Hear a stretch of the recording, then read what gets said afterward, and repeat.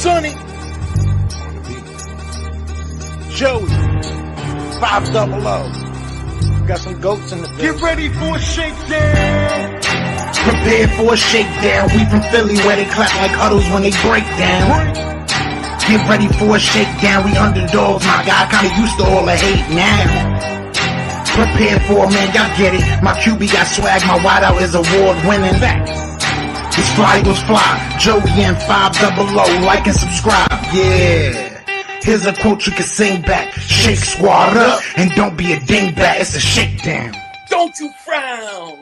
Here comes the shakedown. Let's go. Yo, by the way, Kick Dig back here. Welcome to a special Philly Shakedown podcast with Philly 500 and Joey Shakes. We're doing day 2 of the Combine for a few hours, and we'll do some tomorrow too. Should be fun. Joey, what's going on, my man?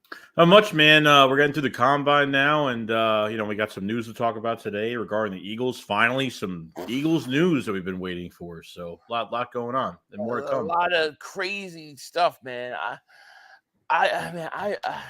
We'll get into it definitely. Trevon Dixon, man, thank you for being a member for 7 months, my man. Yo, Philly, do you think I could get my mod back? We will talk about that. We will talk about it. I have just too many complaints of people getting timed out, so we got to talk about it first because I don't think you do it on purpose. So I'll talk to you off air for that. But thank you for being a member. Dalton Gray, member for 25 months. Thank you, my man, for your support. It says, you the man, Denzel. Thank you, buddy. And we got a super chat, the first of the day from Purified 32, man. Thank you for super chat.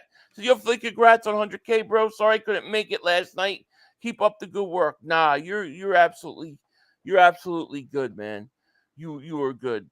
So what is going on, everybody? We have a lot of stuff to talk about. Where do you want to even begin?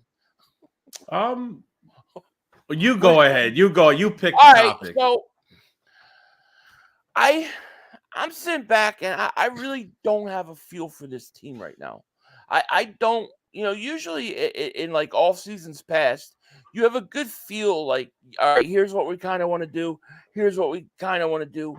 I almost get the feeling like everything is dependent upon how things kind of go. Like, do we really have a plan? What's the plan? Like, are we rebuilding or are we trying to win next year? Because trading a guy like Hassan Reddick, I don't see how that makes you get closer to a Super Bowl. No, it hasn't happened yet, but I feel like from what Howie said, it's more of a retool, and it's more really on the defensive side, but now getting more cap space and having more, having the draft compensation, having more flexibility for Howie Roseman. The more he has, the more chances he'll take. And, I don't know what these coordinators, I don't know. The coordinators have a lot of control over who they're getting, and I don't have a clue who they're getting. I don't have a clue who they're interested in. I don't know. It's exciting. It's definitely, another year with 2 new coordinators, and, hopefully it stays that way for a while. And it is exciting. It is. It definitely is exciting. They're never boring. That's the one thing you can say about the Eagles. They're never boring.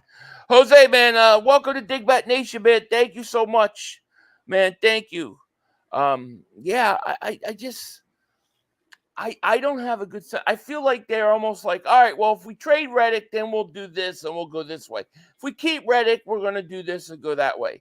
What are your thoughts about the reports about him possibly, or Dallas possibly, trying to figure a way to get him? No, I mean, that would be horrendous. That's like a nightmare.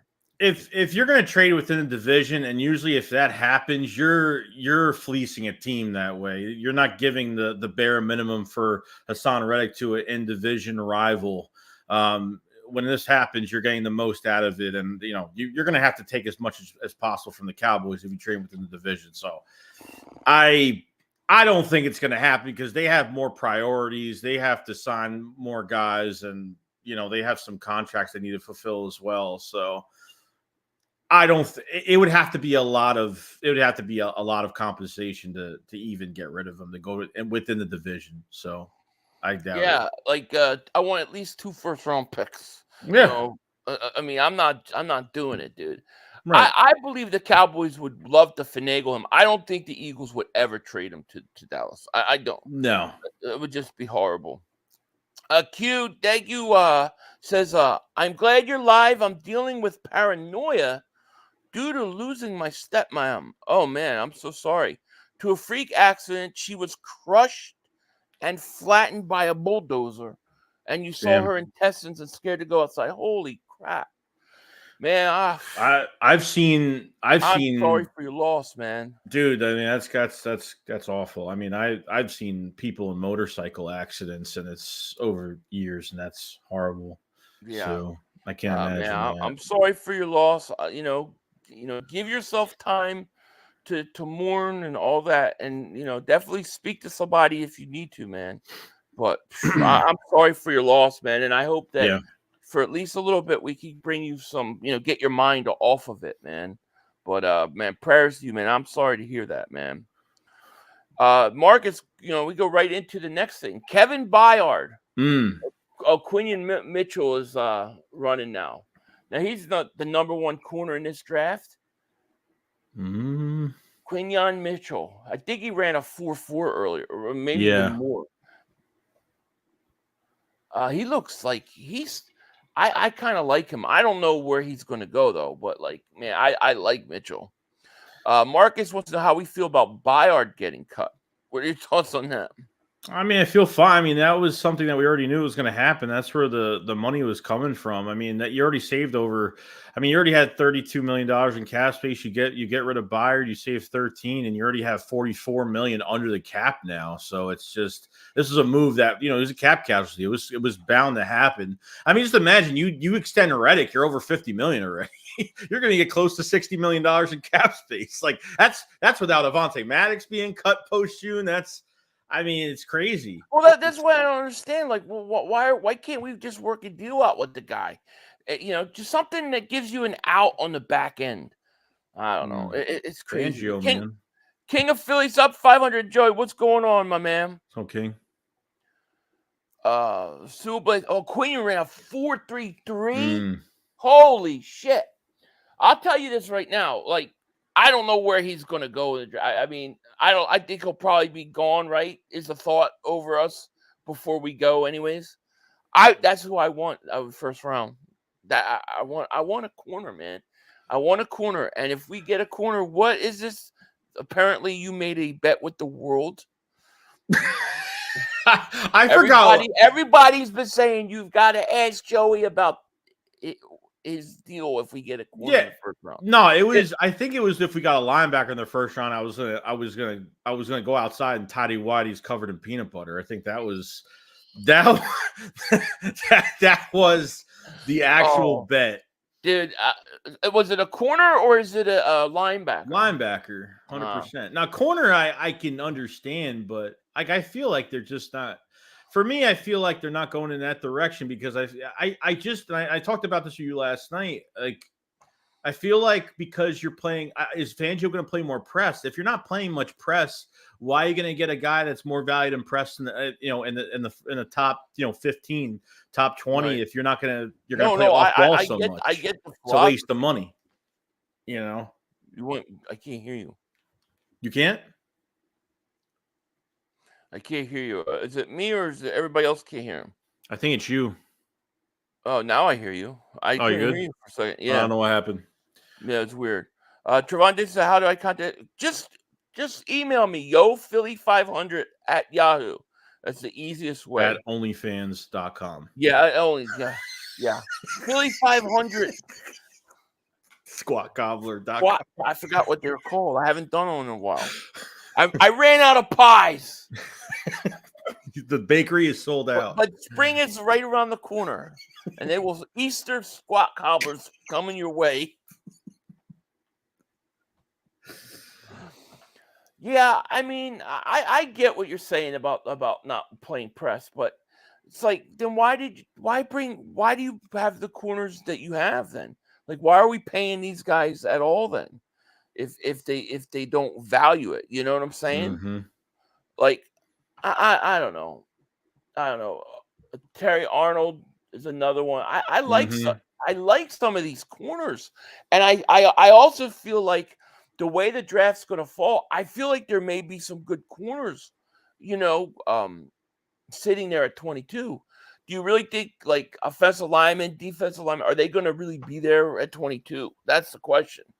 I mean, yeah, maybe. I mean, I've been looking at Latu from UCLA. Like, that's probably my favorite guy right now that I'm really on board with right now. The firefighter? Yeah. Very talented. Yeah, I mean that guy was supposed to be retired from a neck injury in 2020 and then kind of came back and put the world on fire. So I feel like an edge rusher is going to be the number one pick for the Eagles because of even if Hassan Reddick comes back, you still don't have enough. Nolan Smith will be more of an outside guy, didn't produce last year.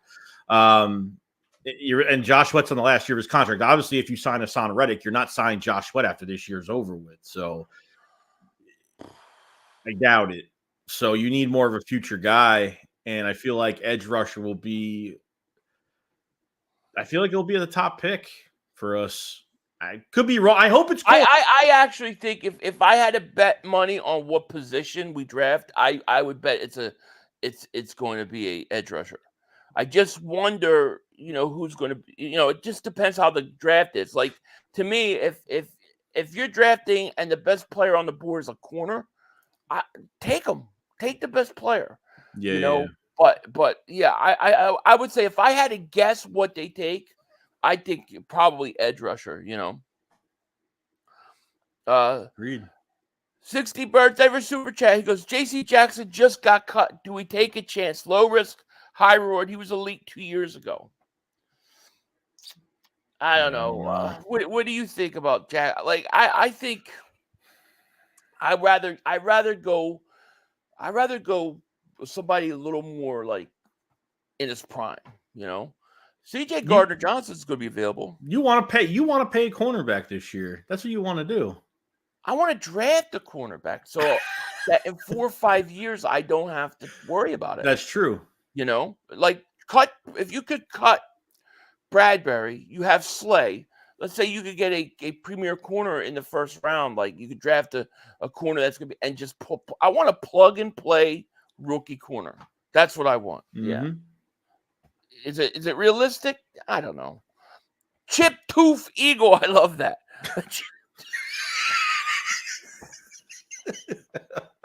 Starting a fund to get my dog Joey a new hat. He left his other one at my mother's along with his silk boxers and empty dip cans. I love how he puts the empty dip cans. Love you guys. Go Birds. Funny thing though, I actually went online and actually looked at some. I haven't got a new hat and probably I don't even know. This thing is old as hell, so I need an Eagles hat. I need something else. I try to get a hat like once every 2 weeks. I could tell you have one for dude, 365 days out of the year. I got so many friggin' hats. I do. If you go on the Eagles webpage, like if you go to their Eagles shop like Monday, Tuesday, early in the week, they always got these new hats and they always run out of stock by like Wednesday, and then you never see them again. So you got to check early in the week, and sometimes you can get some good ones. Yeah, J.C. Jackson just got released. Mal says the Reddick to the Cowboys is so unrealistic. Yeah, I don't think it's realistic either. In terms of, I don't think the Eagles would do it. I do believe that the Cowboys would love to add him. I don't think the Eagles would trade him though. No, not within the division.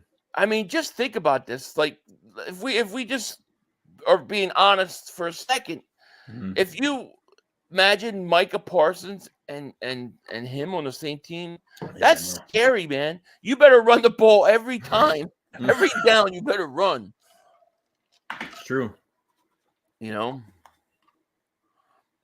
But yeah, I mean, I really don't understand. Well, not understand, but I really don't know what the Eagles are planning. Like, usually I feel like I got a sense of what's the plan. I don't know that I feel that way. I feel like it's like wait and see. The only thing I feel comfortable about is I really think they're going to get Van Ginkel.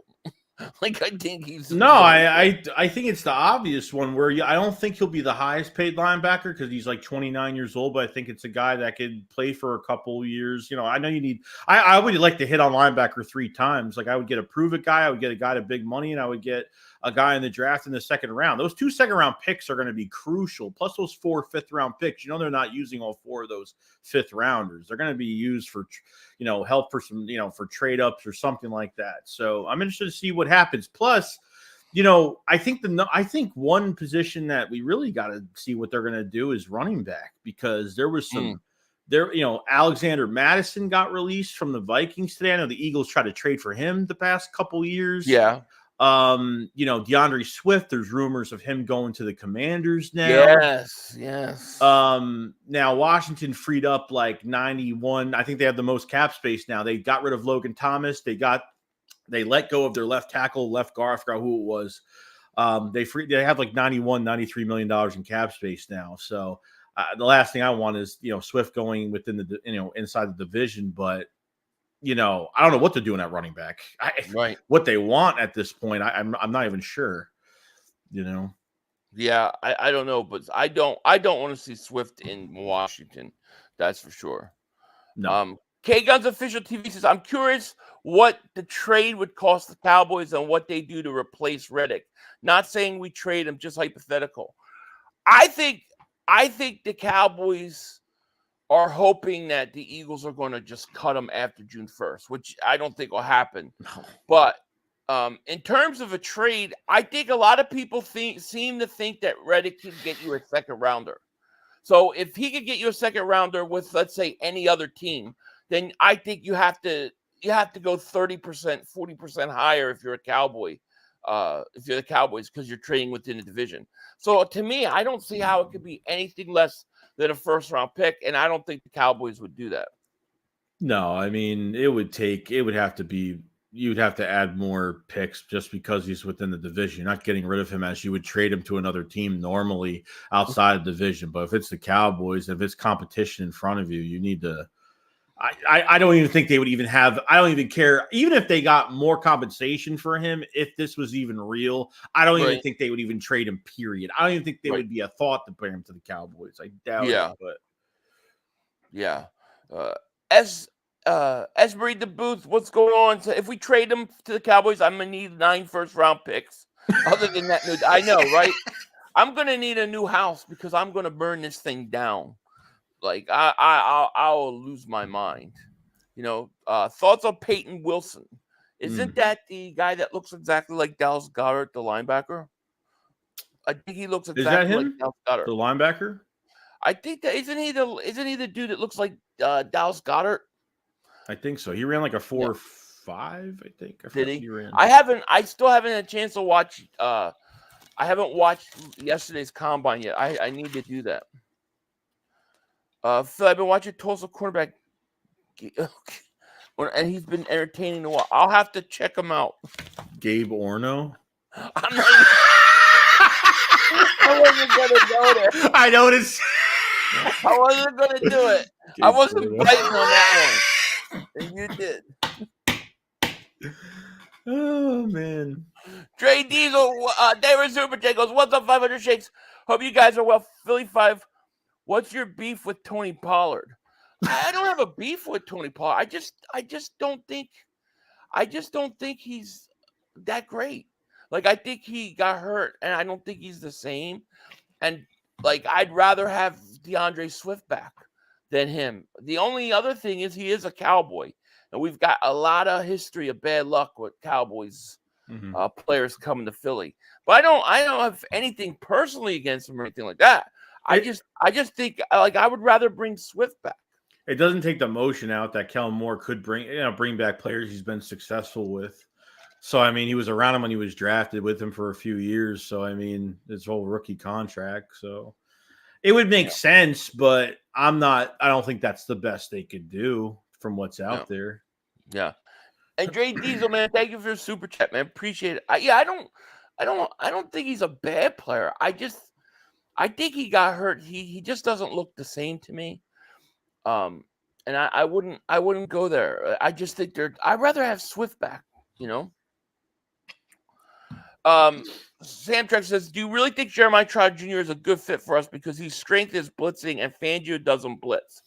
The way I see this, and this may be bad, but I honestly feel that we can't just – I honestly don't know how much longer we're going to be running this scheme.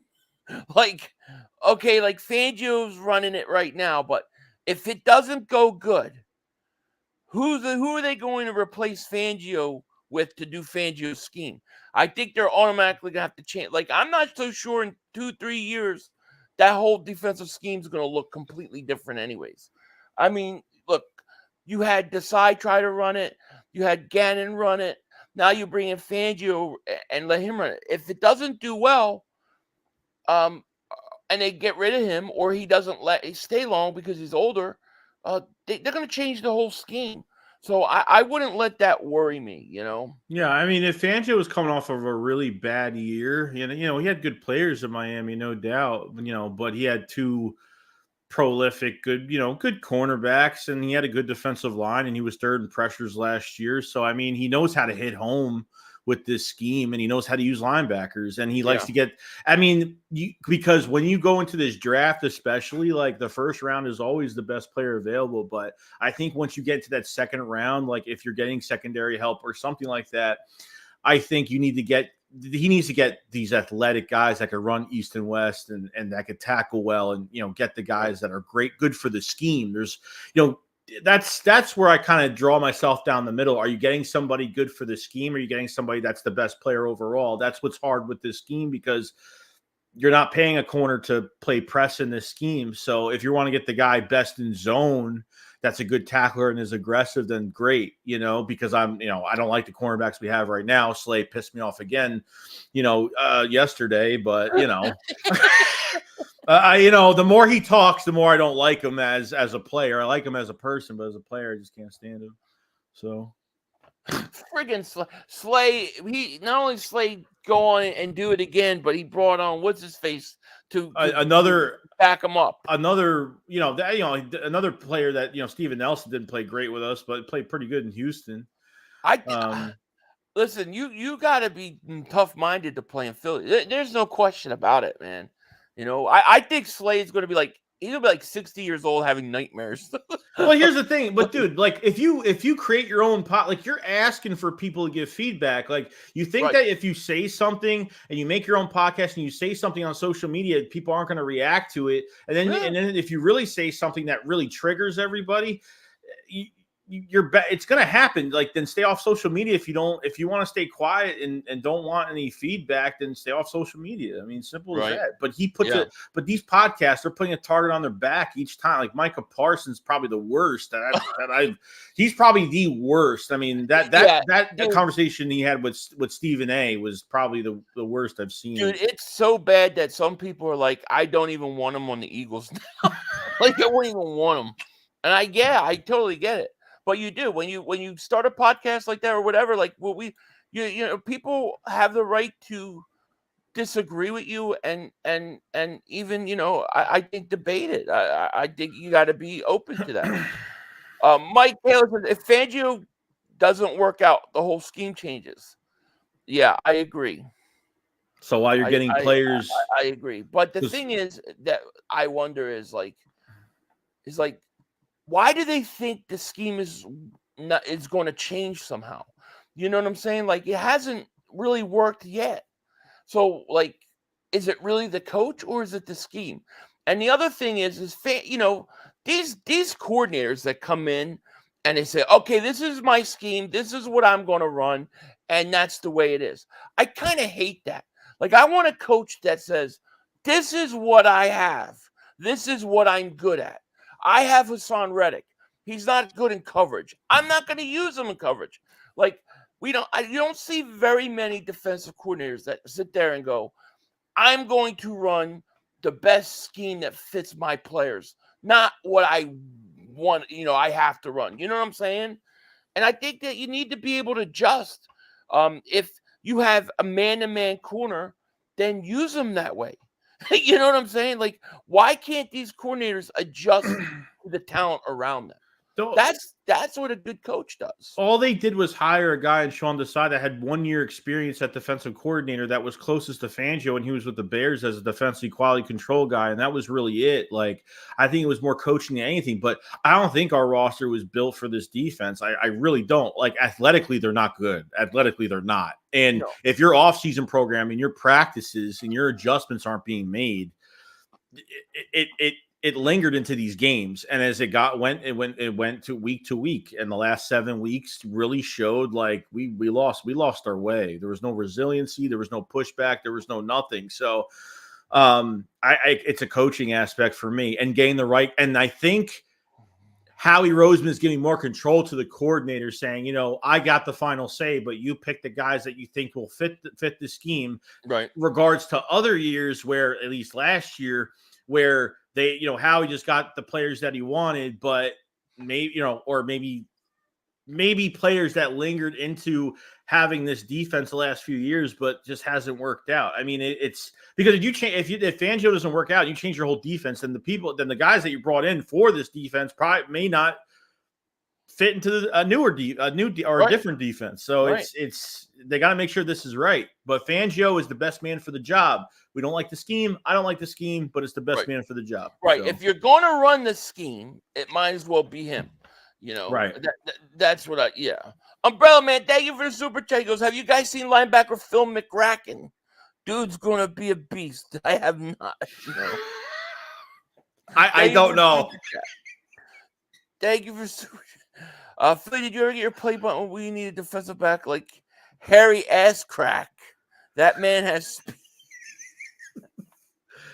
Oh my God. No, I haven't got it yet. No, but man, all these wonderful names. They're always so nice. Jay Diesel, thank you for super chat, man. He says, what do you guys think we need to do about safety now? Feels like we got to sign one and draft a decent one. I think sign McKinney from the Giants. I like McKinney for the Giants. I'll tell you what. I want to get C.J. Gardner-Johnson. That's probably my number one. Yeah, probably. I thought he had such a swagger about him, something that was lacking on defense last year. I would like to bring him in and bring him back. I don't know what kind of money he's going to ask for, but I do agree. I think you need another safety and maybe even draft a safety as well.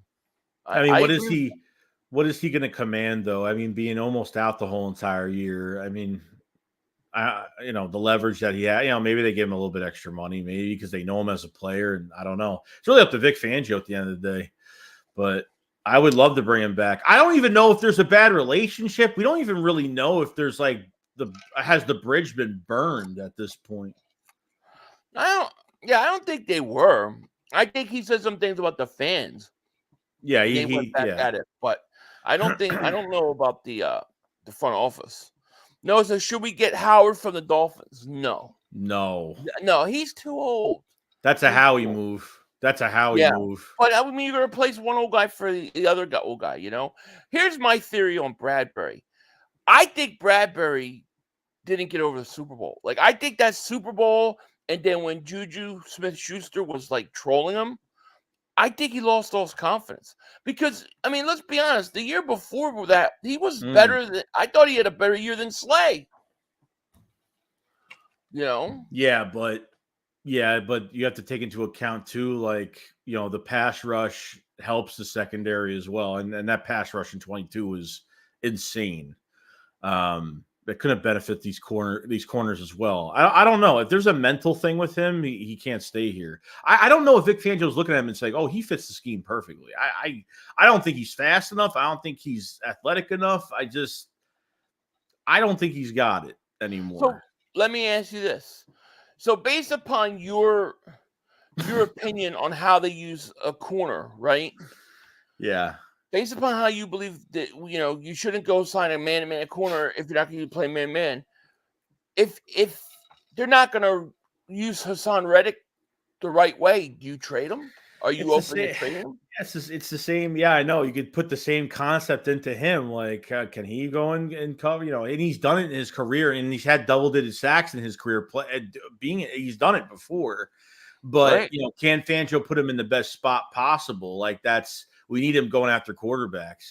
That's unless they get a multitude of guys for different, for coverage that they use when they have specific players in. I don't know. So it is confusing because we could say it. You could definitely say it for Reddick too. Well, if Josh Sweat doesn't fit, why is he here? If we don't want Reddick in coverage, why would he be an outside linebacker in this scheme? I get it. Yeah, I mean, at some point, the defensive coordinator has to be able to put guys in the right spot. And, there's got to be some flexibility to say, all right, this is what works for me. This is what my talent is, and this is how I'm going to use them. The fact that it's like, okay, the coordinator doesn't like this or do that, so therefore we can't use this guy's ability anymore is crazy to me. Robert Jordan, man, welcome to Dingbat Nation, man. Thank you so much, man. Appreciate it. Let's see here. Jaden, member for 8 months. Thank you so much, my man. You go, sorry I'm late to say this, but congrats on 100,000. Oh, thank you, man. Appreciate that, man. Appreciate that. Let me see here. Sam Trex Favor Super Chat. He goes, oh, this one's an easy one. He likes Dick's Normus from Texas. I hear he's gigantic. Thank you so much. All right, I'm trying to catch up with this chat here. Fabio Davis Super Chat goes, do we go defensive line first or defensive back or linebacker? I think they're gonna go edge rusher number one. I don't think they're going defensive tackle. I've seen some things where they're talking about another defensive tackle. I can't see that. They've already invested too much at that position the last couple of years. I just don't see him hitting it another time. Plus, I don't think. Plus, Howie Roseman is. I mean, I think they're welcoming Fletcher Cox to come back. They're giving him like some time, but I feel like they're kind of ready for Fletch to come back for another year. Right. Lucius the show. Thank you for super chat. He goes, do a draft review of cornerback and it is Cox for Ball State. You got it. Jeez. Guys gotta try harder. And they're coming in firing this year. Thank you. David Super Chat. Agent Eric Garza, Agent Zero gone for real. No, he's not gone. He's not gone yet. But it looking like Washington's gonna pursue him. And we just don't know about what the Eagles value in terms of running back. I can only imagine what I'm about to run into here. Marcus, member for 16 months, he says, can we sign Jordan Poyer? He's a free agent? I didn't know he was. I didn't know. From the Bills? Yeah, I mean, I don't know that he is. That'd be interesting. They have a couple. I know they have a few free agents on defense this year. Yeah. Eric says, Eagles can't just give away a dynamic weapon like Swift. He could literally transform their offense when utilized. I agree. Listen, I think the play is to get DeAndre Swift and bring him back and then to sign Derrick Henry. All right? Hear me out. This team right now should not be in a rebuild mode. They should not be looking to take any steps back. They should be all in to win a Super Bowl. How many more years do you got the combination of Devontae Smith and A.J. Brown? Maybe 2 at most, right? Maybe 2. By the way, they do Devontae's contract, but you're not going to pay 2 wide receivers over $20 million each. So, you only got so much time with that group. I think you've got it while you have them. I think you have to take advantage of it and go all in. With the increase in cap space, you got to go all in. So, no, get Reddick signed to a 3-year deal or whatever. Save $11 million, get over $60 million, and then do something like nobody's thinking. Henry and Swift combination to go along with that. You know how awesome that would be, man? That would be unstoppable. And you don't. Yeah. And if you had Derrick Henry and Swift, like Derrick Henry wouldn't have the many snaps as he had with Tennessee. Right. You keep him fresh. You keep him, you keep him in line. So and Swift as one of the best receiving backs that I know he could be. They just never utilized it. And Kellen Moore's system combined, right, I think would be a match made in heaven. I mean, he did great job with Zeke and Pollard, right? I mean, he utilized them. And you probably could pay Swift and Henry probably close to what Barkley's going to get by himself. I just think that you got to do something, to you just can't go into this like, oh, we're going to trade our best defensive player and we're going to let these guys all go. It's like, oh, we're trying to win or are we trying to take a step back? Because if you're trying to take a step back for a few years right now, you're wasting having A.J. Brown, Devontae Smith on the roster at the same time. They should definitely go all in. I'm not saying like go pay the highest paid cornerback and pay him all the money he wants, but I think they should, test the market with some guys and see what they can get out of a few. I mean, it's going to mostly go on your defense, but you still need a running back. You still need a wide receiver 3 is a must. I don't know if they go into the draft for that. I feel like they're going to get somebody, maybe a trade for somebody. I mean, there's a lot of guys out there. Barkley's the guy you got to watch. Like really. Like if you said to me, give me one player, like a sleeper player, free agency that nobody's thinking of that you think the Eagles could sign, I would say Barkley, because I think that eventually the running back position is going to get so devalued that Howie's going to look at it as a bargain. Secondly, you take Saquon Barkley, like my man Robert says, he's a Saquon number 2 running back in the league. If you put him on a team with talent, he has never had talent in the pros.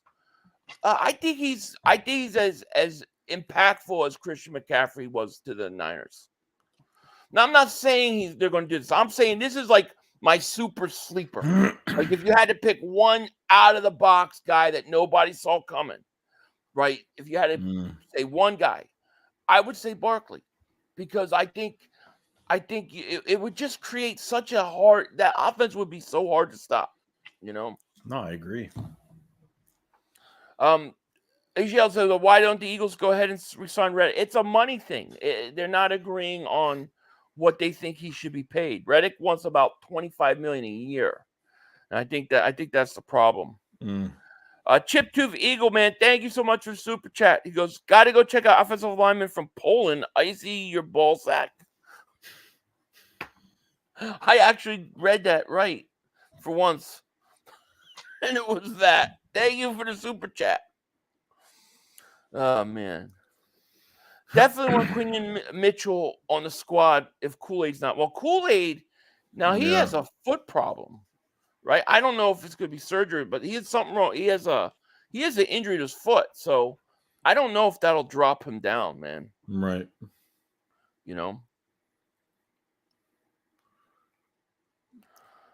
Let's see. I think they'll be, even if Quinion Mitchell's like the first one taken, if that's going to be the case. I mean, Terrion Arnold, I think someone's going to be there at 22. I think we'll have somebody there. I'm not really worried about that.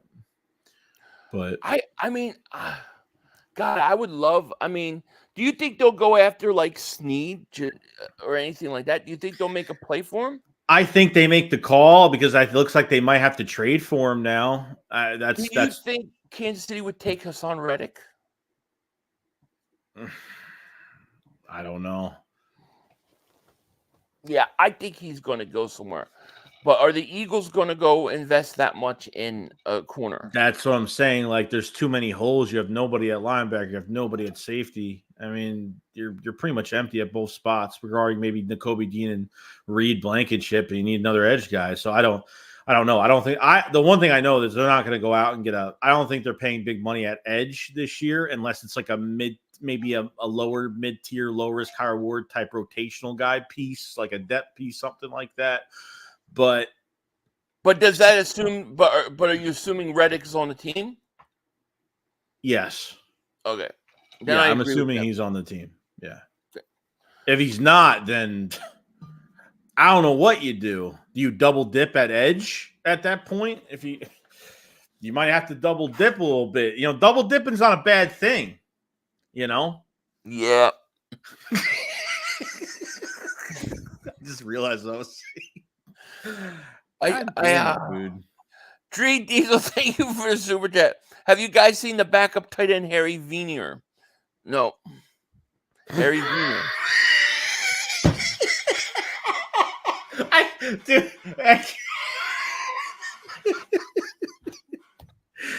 I can't, dude. This is I'm every getting year. dizzy, yo. I'm getting dizzy. I'm Every laughing so fucking hard. year, it's the same shit. Dude, would you expect anything different? I just don't know how they haven't ran out of names yet.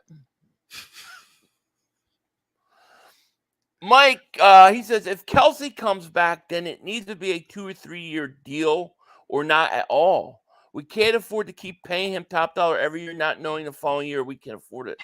I don't think he'll do it because I think he'll come back for one more year, but I don't think he's going to commit to more than 1 year. Yeah, it's a whole nother issue right now. Then right guard is fully open. If Jurgen's gonna have to move the center if he's gone, and then I don't know if Tyler Steen's ready for right guard. You don't have Suopeta. They're free agents. Driscoll's gone. Suopeta's gone. So you have no depth at offensive line right now either. You got none. No, dude. I really usually I have a sense of what the Eagles are going to do. I have no sense of what their plan is because it's just hard to figure out. Do they which route once they do something especially with the Reddick thing, I'll feel better. If they somehow extend Reddick before free agency or something like that, then I'll be like, okay, here we go. But right now, I don't know what I even wonder if they don't know what they're doing right now. Oh, there's got to be a plan in motion. I mean, they probably just seems like there's a lot of things up in the air. You don't know if you're getting Fletcher Cox back. You don't know if you're getting Kelsey back. You don't know, if Hassan Reddick is going to get some crazy deal that, you're going to have to trade. I don't know if they know where they're going. If you trade Hassan Reddick, how do you become better than you were a year ago? You instantly become worse. You sacrifice his money and you go out and get guys that I don't know that maybe they get an edge guy that plays outside linebacker. I don't know. They get a guy that's more of a fit. You have to sacrifice him for the good of the scheme. And I understand that. I know it sucks. I know you don't want to give up a guy that has double-digit sacks with the Eagles 2 years straight, but that's might be another thing that they're looking at too. With his money, you can get more scheme fit guys that will be more productive. Can't we just sacrifice the scheme? I'm just saying. I'll sacrifice the scheme. Splenda 500. I've been loving Georgia safety rock my ass. You guys are crazy. Kenneth Butler, member for 17 months. He goes, which Howie will we get, 2020 or 2022 Howie? Yeah, that's the question. I have to think that bringing back Nick, going out and getting experienced coordinators and coaches throughout that roster, having A.J. Brown and Devontae Smith for at least 1 year, maybe 2 more years, I have to think Howie is not thinking about, hey, let's take a step back and let's get the young guy. I have to think he's going to be thinking, I'm a player or two away from returning to the Super Bowl. And I think he's got to be thinking that. Offensively, there's no excuse for it. You can't look what you have right now. Your offensive line is still intact with Kelsey coming back. You just need a wide receiver 3 and a running back. They have the money to do it. They have the money now to do it. They did with Reddick getting extended, and I hope it happens. I feel like it's gonna happen. I'm just waiting. You're over 60 million. You could be over 60 million in cap space with a couple moves. It's just you don't have money like this. Right. You don't. You want to lock up some guys. You want to, then do it. Right. Yeah. Santos Davis Super Chick goes, what is your guys' dream situation at defensive back? For me personally, I would love to draft a guy plug and play. Get a first round corner that I can start right away. That would be my dream situation. So I know here he comes. I got a starter, and we get rid of Bradbury, and then take some of that money and then go get a safety. That would be my dream situation. Yeah, I would. Look, I would love to put money into a cornerback in free agency, but I know it's going to be a lot of money if they even try to make the call. So, if this is just a dream in general, I would love. Mitchell just ran his drill, dude. He's built like Sauce Gardner to me. Oh yeah, That's what he reminds me of. I'm not saying he's him, but God, I'm infatuated with the cornerback in the first round this year. I'm so sick and tired of getting other people's corners, and then they give us like one good year, and then they're gone. Like, I want to draft a corner that's going to be a staple for 5, 6, 7 years in their prime. I'm just tired of it. Dad says Verse is our guy. Yeah, I mean, hearing a lot of good things about Verse. Him and the kid from Penn State too. Robinson, Chop Robinson. See, I think they needed. I think that's probably the most likely area where they're going to go in the first round. I think they go pass rusher. That's the Eagles, but hopefully they go out and they get a guy with some size. I mean, the thing with the Chop Robinson, he's 254 pounds. You look at, he's got 15, 20 pounds on Nolan Smith already. I mean, I think they need some size. I agree. Nate Wiggins ran a 4.29. Jeez. Yeah, that's crazy. That's great. Yeah. I mean, the question is, Eagles haven't drafted a cornerback in the first round since Lito Shepherd. So is it a realistic possibility? I don't know. I think it depends what's going on at pass rusher, I think in 17 they try. I think Sidney Jones was, well, what Dave Spadaro said after the first round, they were supposed to get him in the first round, and he dropped to 52, 53. They picked him up in the second. Yeah, well, that was before his injury. Right. Yeah, and they and by all accounts they wanted what's his face? They wanted Patrick Surtain too in the draft. They were eyeing him. So they will get a corner, but like, they're going to take care of their pass rushers first, because people ask me, like, why do I think they're still going to go out and get edge rusher? Like, even if you keep Sweat, I still think you need another pass rusher. And I mean, not Sweat, but Reddick.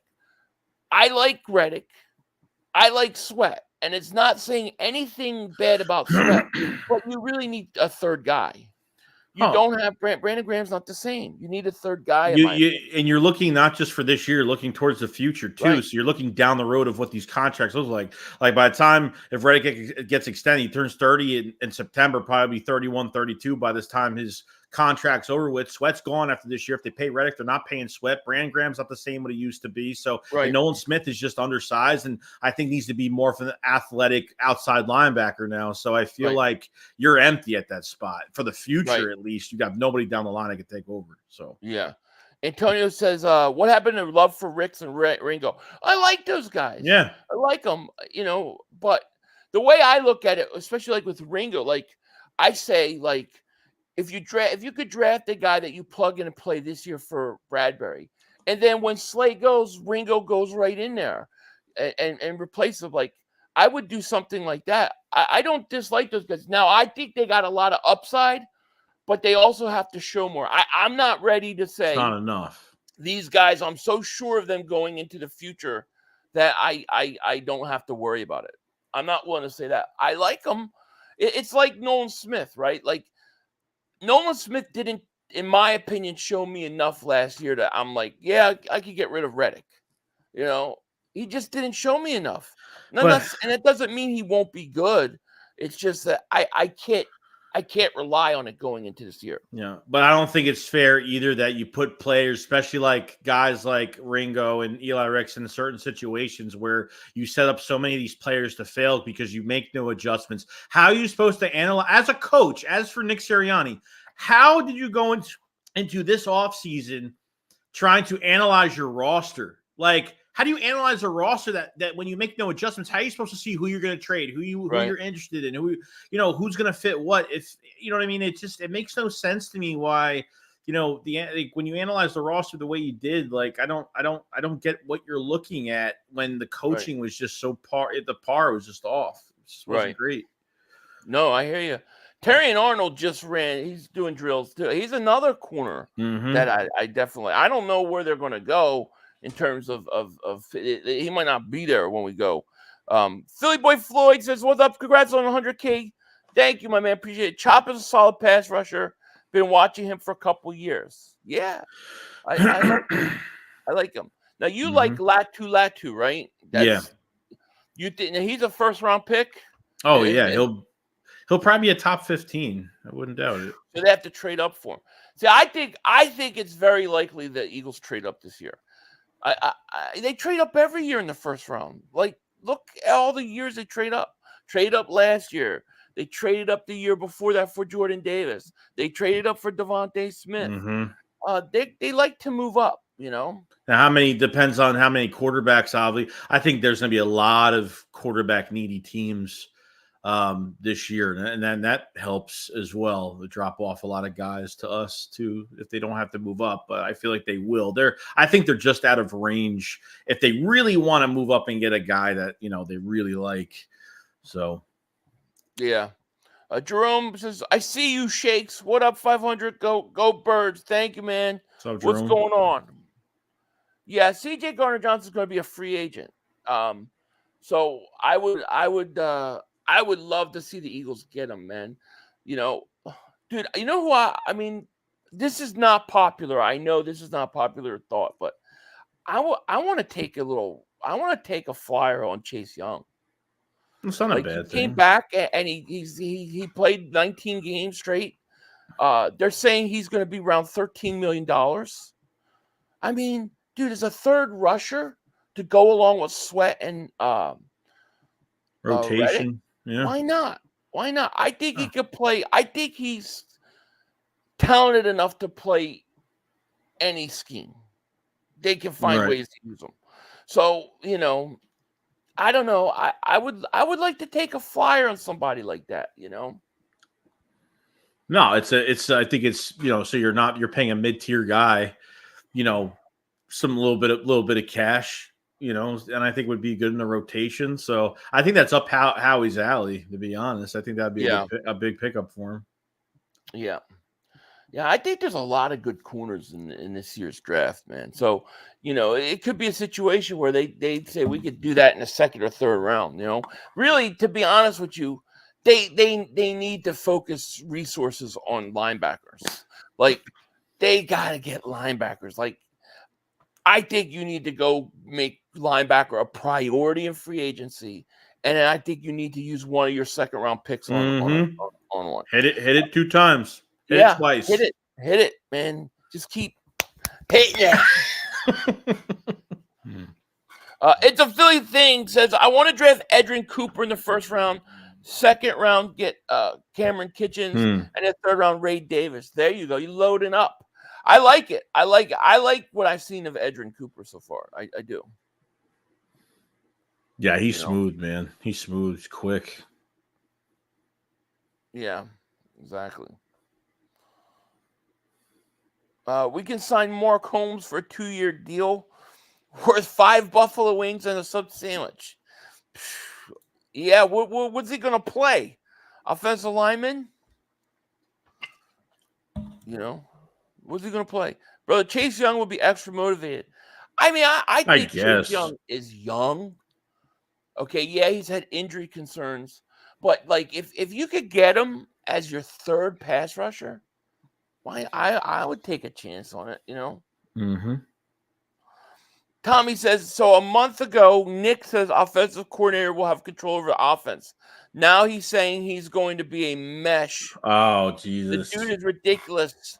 Stay the F out of the way. Did he really say that? He said, yeah, at the combine, he said, oh, yeah, we're going to, we're going to be meshing both our systems together.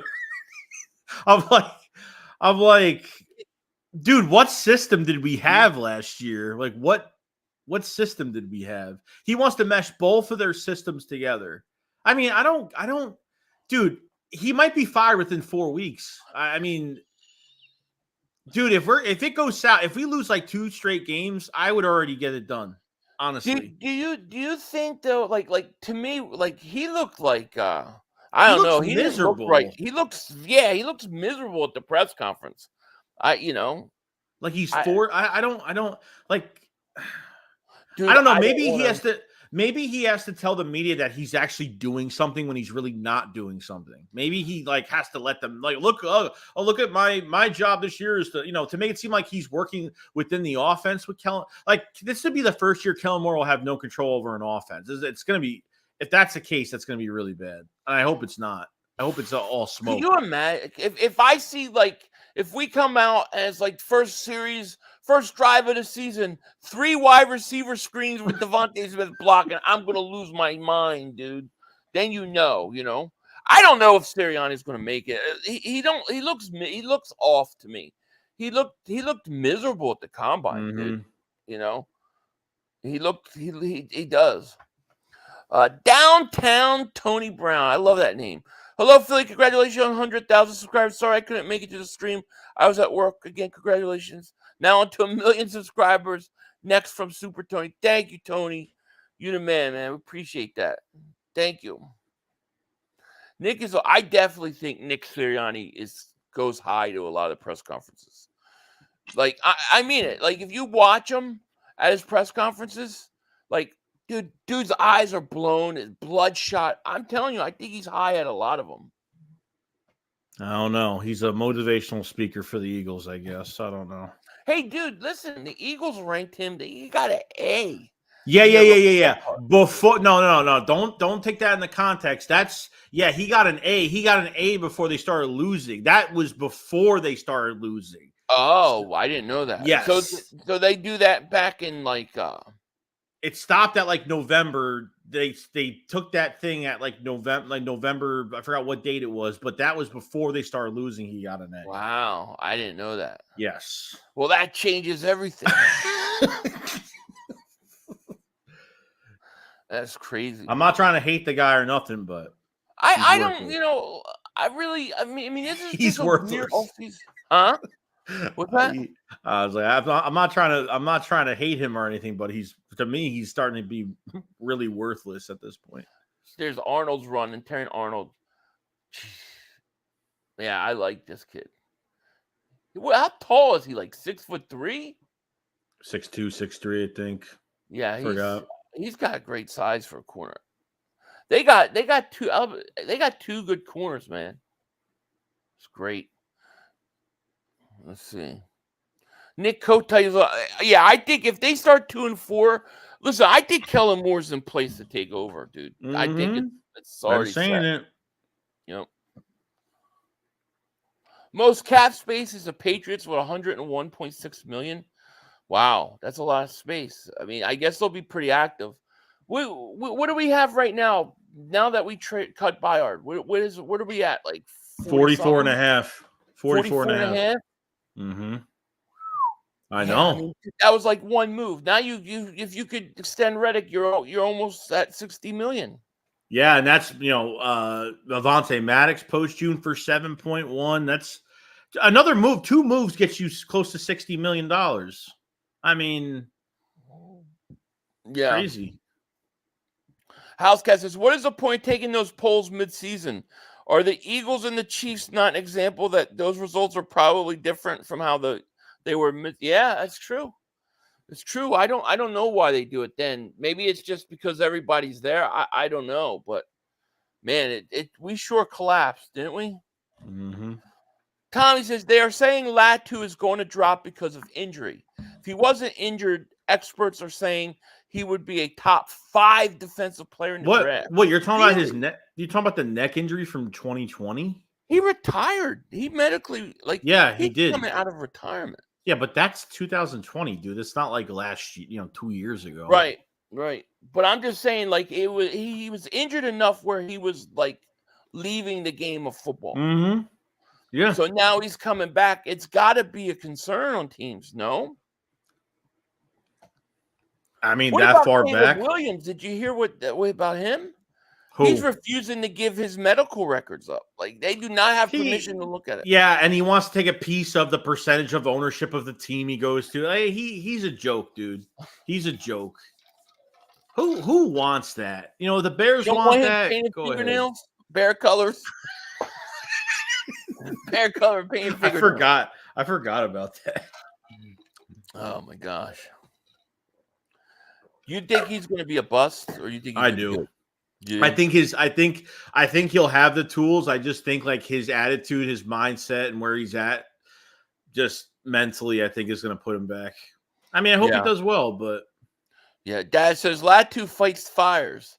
See that? I know I shouldn't be worried about, but like when I hear firefighter, I just can't help but think of Danny Watkins. Like, oh, Danny Watkins, no.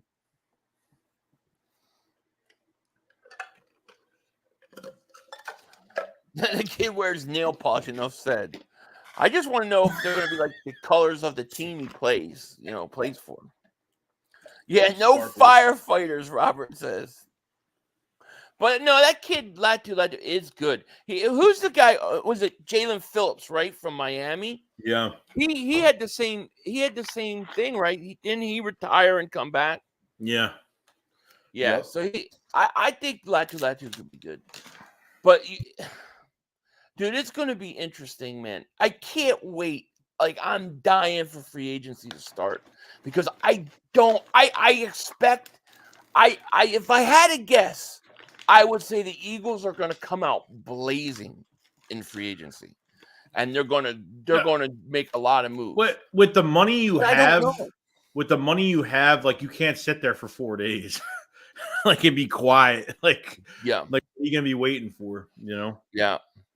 SMD Eagles says Andy Reid lost his mind drafting Danny Watkins. Yeah. Dude, I think Watkins was he like 27-year-old rookie? It's like, yeah, I think so. yeah. Jalen Phillips had an Achilles. I don't know if you watched the Miami Dolphins in season thing, but like that play where Jalen Phillips tore his ACL. I mean, not his Achilles. Like you could see he jumps off the ball off the snap, and it literally you could see it pop, dude. Yeah. Nasty. Sucks. A first round firefighter, yeah, no firefighter. Matt Gazelle says best available at 22 or need what to do. You guys think? What do you think? I'll let you answer that one first. No, best available available at 22 or need. No, you can't go down the need route. You got to go best available. If there's a player that's going to help you immediately for a specific position, you got to take it. You got to take it. You have no choice. Yep. You get into the second round, you want to get more need for Fangio's scheme, or you want to get more guys on defense that fit, then that's fine. But three picks should be starting on Sundays. Yeah. Oh, that's what they really need, and they need to, as an organization, they need to play the young guys earlier than they do. Like for example, like there was no reason why Sidney Brown should not have been starting last year. He should have been playing, and then they play him in a meaningless part of a game. He gets hurt. Like you gotta let these guys develop. You gotta play them. I think you have to go best player available, in reason. And then you can focus more on needs later. But I mean, I want a plug and play first round pick. Seriously, dude, that's what I really want. Is I want a cornerback. I want to get a corner and just put him out there and play him. I don't know. Yeah, and you know what? Like, pair him up with Slay for the year. Slay will still be here, so he'll be next to a vet all year and learn a little bit more. And I think it'll be good, man. Like I don't want to worry about this position every single year. I just don't. Right. Make Money Not Friends says, do we have 43 or 40? I think we have 47 million. We had 32. We were 33. Yeah, 40. I think we have 47. 40. I think it's 44 and a half. I don't think it's 47. Really? Well, I thought we had 33. 32 and a half. And then add 13, that would be 47. Oh. Yeah, but I could be wrong. I don't know. Dave says 500. Would you bring Derek Barnett back? No. There's nothing that I've seen that makes me want to sign Derek Barnett back. No. Eagles 93 says, I'm sick and tired of drafting guys and then putting them on the bench. Send them out there and see what they have. Damn, that's what we need. I mean, we need to get guys that we draft that can come in and play, God, the Commanders released another player. They're releasing They're Nick Who Gates. did they release? Nick Gates now. Their center. They left their left tackle now, and Logan Thomas. They released like 3 players today. They're gonna have They're gonna have a lot of cap space. Yeah, and they're gonna go sign all Eagle players. It's crazy. RC3 says we're going defense this draft and Michigan run. I mean, you would think like it seems like that free agency and the draft are really set up for the defense. But that's what makes me think there's one splash signing on offense at running back that we're all not seeing.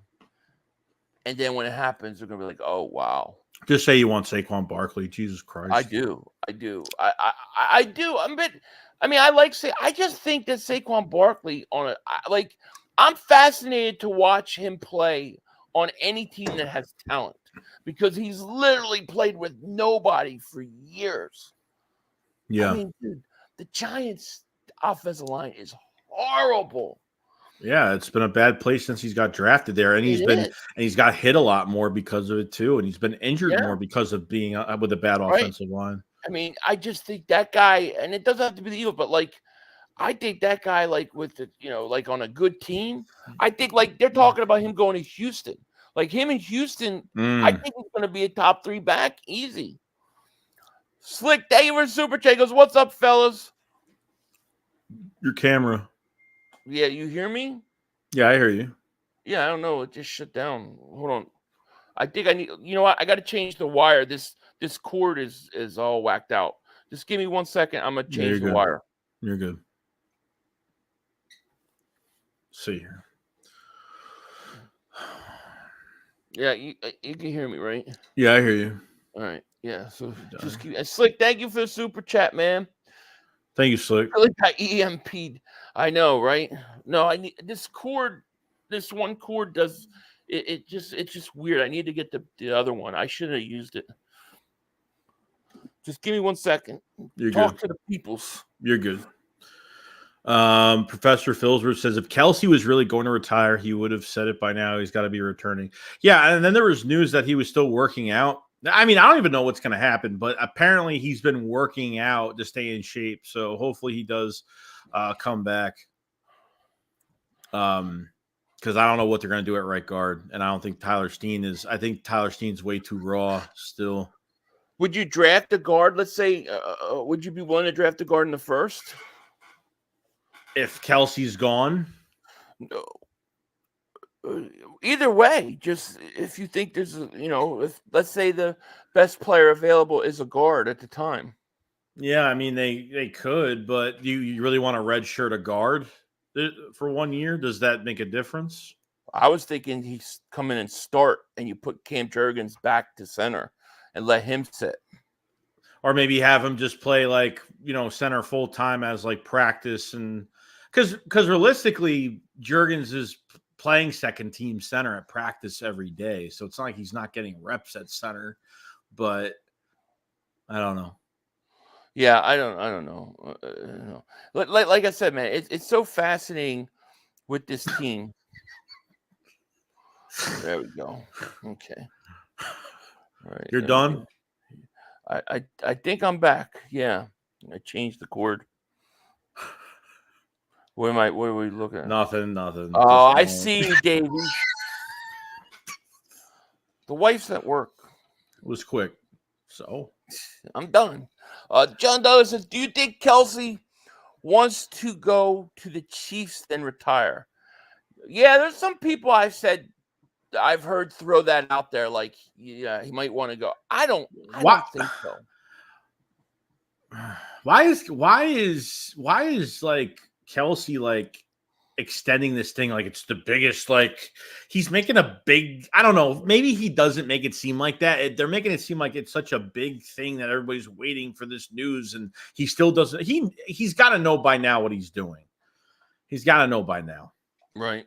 For them to wait it's some big reveal, I don't know. Yeah, it's true. Let's see. Chiefs don't need a center. No, No, it would be simply because Kelsey wants to play a year with his brother. That would be the only reason. Finn, how much do you guys believe in the combine?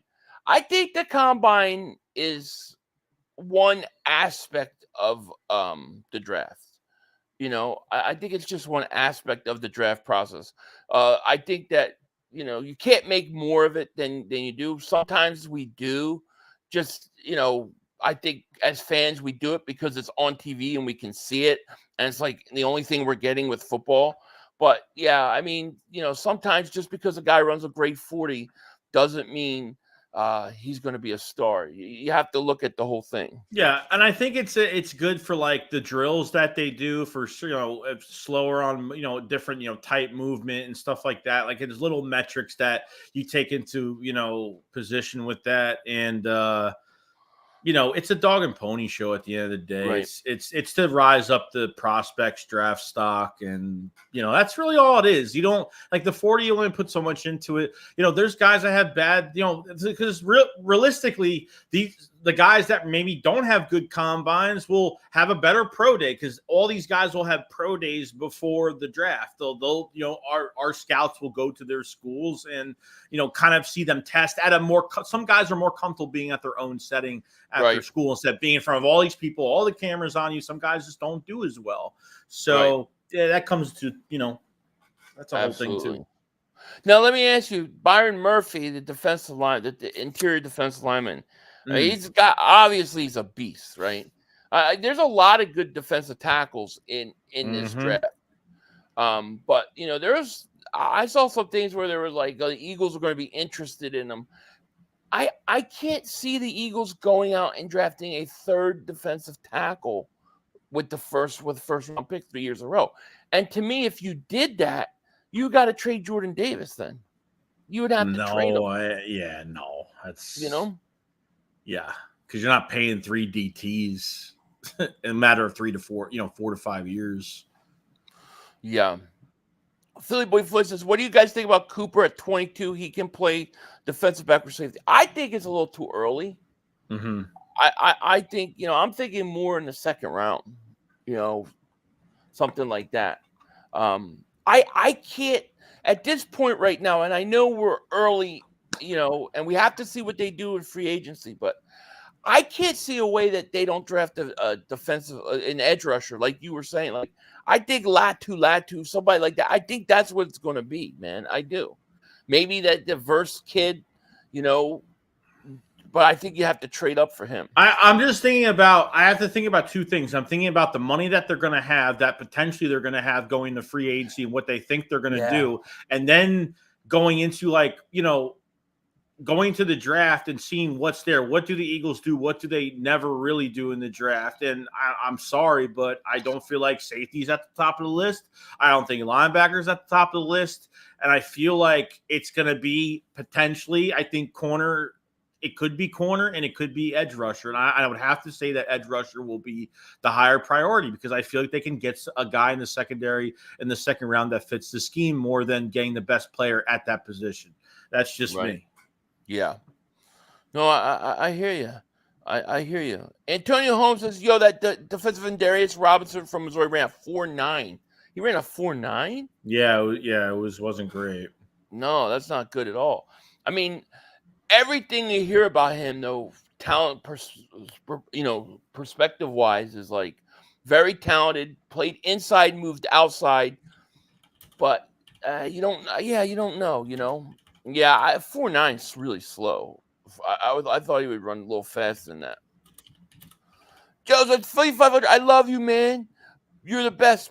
Pause. Eagles contract ever. Thank you, man. That's very nice of you to say. Braylon Allen, the running back. Is that the running back? Listen. The running back situation is another one of those things where it's like, all right, well, what are we going to do at the running back? Are we really going to let Swift walk and then start all over again with the backs? I don't know. I got a weird feeling that we're going to do something that's going to surprise everybody at running back. I do. It could be anybody, and honestly, it could be a multitude of different guys. Like it could be anybody at this point. But let's just say for argument's sake, right? Would you rather have the combination of DeAndre Swift and Derrick Henry, or just Saquon Barkley?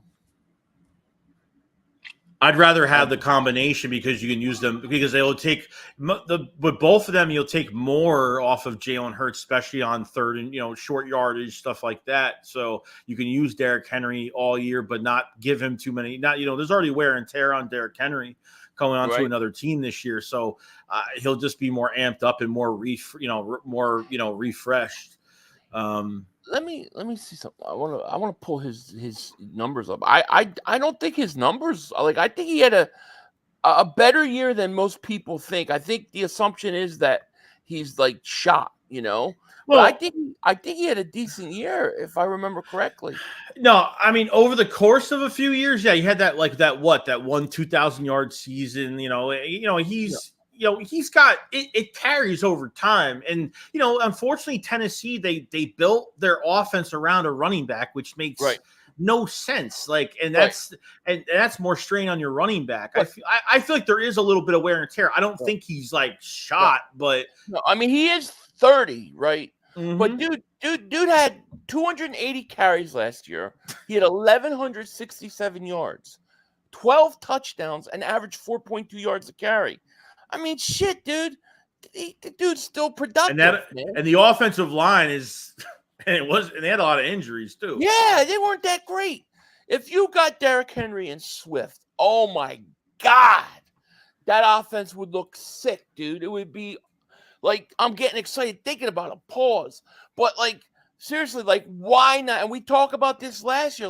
Make your strength even stronger. If you want your offense to be unstoppable, if you added those two guys, you bring Swift back and you add him with the line you have and then with the receivers and tight end you have, damn, you're going to score a lot of points. Yeah, I mean, and plus, I don't think they're we're not how we waited last year, day 3 of the draft, just for them to make a trade for running back. Obviously, there's going to be a market for these guys. Will these guys not get signed immediately? I don't think these running backs in the market right now are going to be top signed first day of free agency. This is going to take time. Well, Adam Schefter was on a radio and he was saying that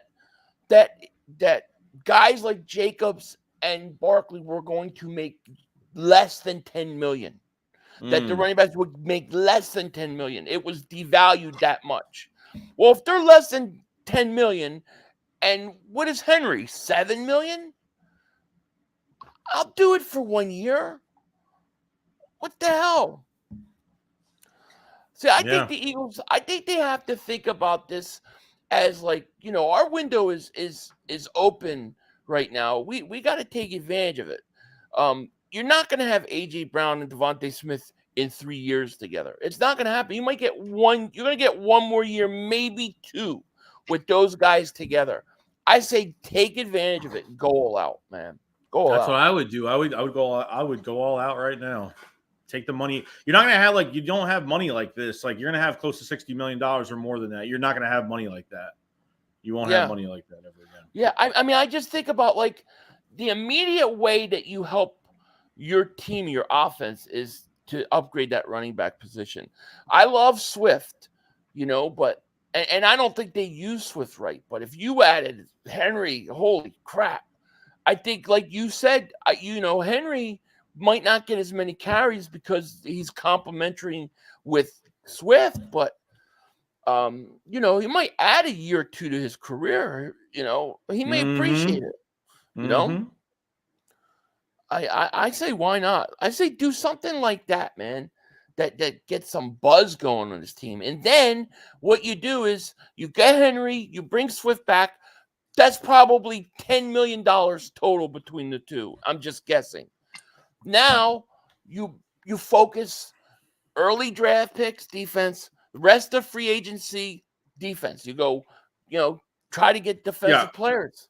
And then you go with it. Why not? Yeah, I'd say between Henry and Swift, they probably together would probably make I think it'd be maybe 11, 12 million probably and that's what Saquon asked for the Giants. I think he was offered take it. He was offered 15. He was offered more than that. Yeah. Now they're What, saying what do Schefter's these guys want? Schefter's Really? saying they're not the best. He said Barkley and Jacobs won't even get $10 million a year. You know, Tommy says, why would you extend Swift and sign Henry? Use the Henry money towards defense. Because I don't think two reasons why I'm saying it, Tommy. One, I think that the running back position is so devalued that it's actually a bargain, and it's not going to eat up all your cap. You're not going to be losing all your cap. You got so much money, you're fine. It'll probably cost you $10 million total.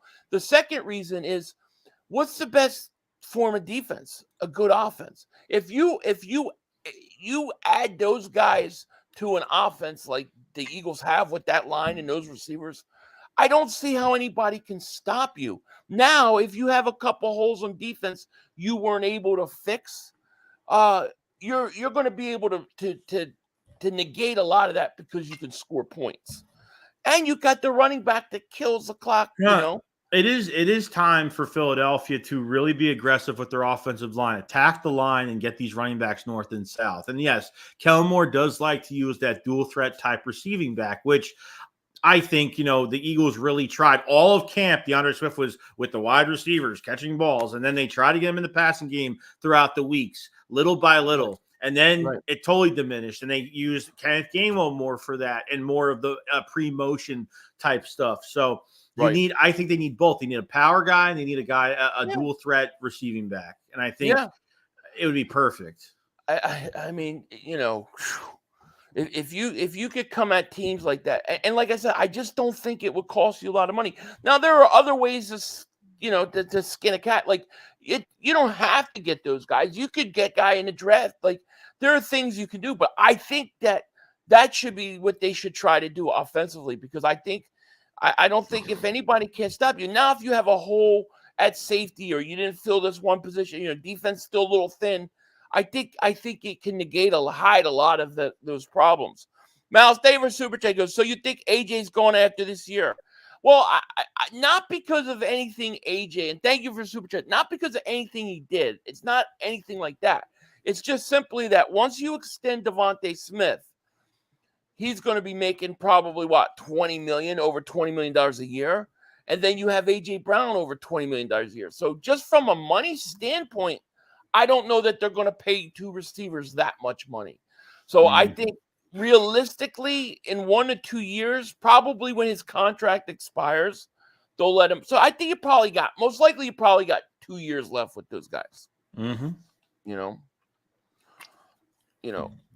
And listen, we're just talking, there's a lot of ways to go about doing things. I just think that, man, if something like that would just, man, it would be scary offense. And I think Kellen Moore is the perfect guy to utilize everybody. He did a good job with when he had Ezekiel Elliott and Pollard. You look at that 1 year, they had Amari Cooper, they had they had CeeDee Lamb, they had Cedric Wilson, they had Gallup before he got hurt, and they all were getting the ball. Yeah, Dak almost had five. Dak was close to 5,000 yards passing 1 year. Right. AJ Dillon is a cheaper option. Yeah, AJ Dillon. I mean, you can make it work with him too. There's no doubt about it. Now Henry to me is, guy had over 1,100 yards, 12 touchdowns last year. Maybe I don't know. Yeah, we'll see. We'll see. Yeah. It's just.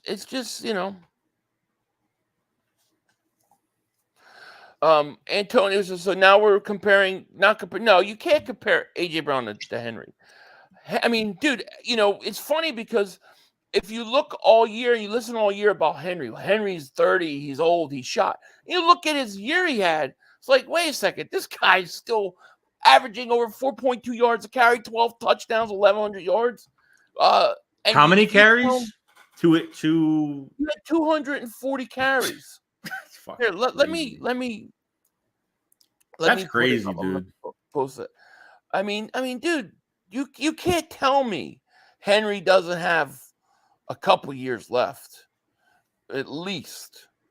I'm going to screen share this real quick. Is that okay? Okay. I'll put his so here we go.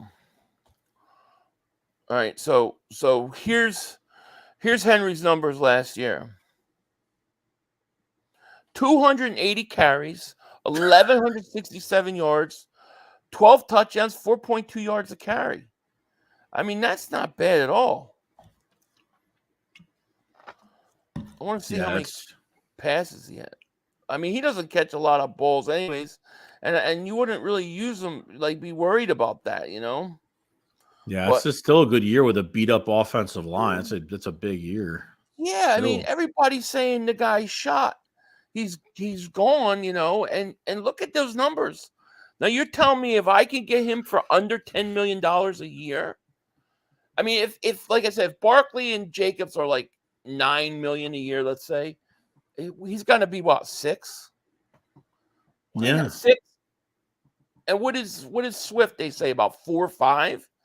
Man, you could get both those guys for probably. yeah. It was like I think Swift was like 5.6, 5.7, something like that. What his contract would add up to would be like 5.6, 5.7. I'm just saying, dude, that would be a lethal combination, man. On this offense. Well, plus with the brotherly shove involved, if that's going to be canceled, right. I mean, brotherly shove involved, and then you have Hurts with his ability to run. I mean, I know they don't want to use RPOs, but if you went back to some of those, my God, they should go back. Well, I think they're going to go back to the RPO. To be honest with you, yeah, with Kellen Moore, why not? He did it with Dak. I hope so. Dak, I think so. Fabio David Super Chickens, I think Henry wants to play with AJ and Hurts. Man, that would be AJ be awesome. Brown could fucking get him here, maybe. Oh yeah, I believe that. JMB David Super Chickens, my take: 1, resign Reddick and Swift, pick up AJ Dillon, defensive line 1st round, linebacker safety 2nd round, trade for Snead. I like it. I think that would be a very productive offseason. I would like it. You know. You said defensive line. It was O-line. I don't know because you said defensive line. I'm sorry. I read it wrong. You're good. Glasses. Yeah, well, it depends. I mean, I think you need another pass rusher before you need a lineman. But to me, it really depends on best available player. Yeah. You got the I don't second know. group of defensive backs are running now, by the way. So, you know. Gary says, we just need a physical back with speed that can break tackles. Yeah, I hear you. Be nice. Ketna Lapido just ran a 4.58. Nate Wiggins had the fastest speed with 4.28. Tyler Owens is running 6'2", 216 pounds. Nice size. Pause. He just pulled a hamstring or something. Yeah, did you hear the league is debating get rid of the chain gang sidelines to measure? Yeah, they're supposed to be. Do you see that where they're going to computerize the whole? No. Yeah, it's going to be like electronic now. They're going to use GPS or whatever to measure. Oh, great! That's good. How are they gonna do that when it's close? How are they gonna measure that? Yeah, I don't know. Keys to Life says, I want Xavier McKinney. I like McKinney. I think he's got a lot of upside. Do you think the Eagles will do that? You think the Eagles will where do you think the Eagles are going to spend their money in free agency? Well, from what we heard, he's going to be going after aggressively. Like he's going to be aggressive in free agency, but aggressive veterans on the market too. So I feel like a Tracy Walker could come in at 28 years old from Detroit. Maybe Eddie Jackson because Fangio likes him and was an all-pro under him and plays well in his scheme. That's just veteran-wise. As to like younger guys, I don't even know who are free agents right now. Besides Xavier McKinney, McKinney, C.J. Gardner-Johnson, Antoine Winfield's tagged, isn't he? I don't think he's been tagged yet. I don't think so. He might have been, but I don't think he has been. But Chauncey Gardner, man. Winfield would be awesome. Are you kidding? It would be awesome. Professor says, rebuild the defense through the draft. Use money to continue bolstering the offense. Yeah, I mean that's one way to go about it for sure. I mean, the thing is okay, what is this team defensively? They don't have playmakers on defense. I mean, I think Carter's going to eventually be one, but they really don't have game changers on defense. The only guy they have is Reddick, and people, and we're talking about getting rid of him. No, like look at what the 49ers did with their defensive line last year, the depth, even with Randy Gregory, like Chase Young on the edge, Armstead. And I mean, all around, everybody's getting pressure. Can you get pressure with just having Hassan Reddick back? Right. I don't think Sweat's going to be enough. And am I on board really with bringing Brandon Graham back out of emotion because he wants to be here one more year? Is he going to even do anything this year? I love the guy, but I don't know if it's the right move. I don't know. I don't want to waste a roster spot. I'm tired of wasting roster spots. I think you could bring him in cheap enough to be like your fourth defenseman. Oh, he's got to be cheap. He has to be the dirt minimum cheap. I think to me, out of all the guys, I think Brandon Graham is the most likely to say, I'll take low pay because it's just important to be here. The guy you wonder is Kelsey, because if Kelsey comes out, you got to pay him $14 million, something like that. Now they can set it up with him where it's 1 year, like all money up front, Mm-hmm. It's gonna. I'm not. It's gonna be fascinating. Yeah, I'm not really worried about numbers and cap hits. I know how he plays that loophole game when it comes to the numbers. So I mean, when we were drafting bad, I was never worried about the numbers and the contracts and the cap hits and stuff. So I think with the amount of money that you see, if the Eagles only had 28 million under the cap, at free agency, then I'd be like, man, you really can't do much. But to have with one move over close to 50 million and with another move with Reddick extension to 60 million or over that, with not even some of the other moves like Avonte Maddox, some of the other moves that they can make. I mean, you have to go all in here for what you have, especially your offense is pretty much already set stone just from a couple moves that they can make. It's not impossible. It's not like they don't have the money to do it.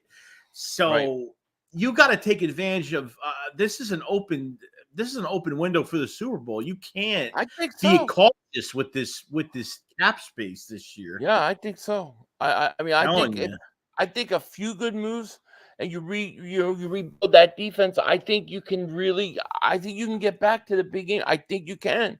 As bad as it got at the end of the year, I don't think we're as far off as some people think.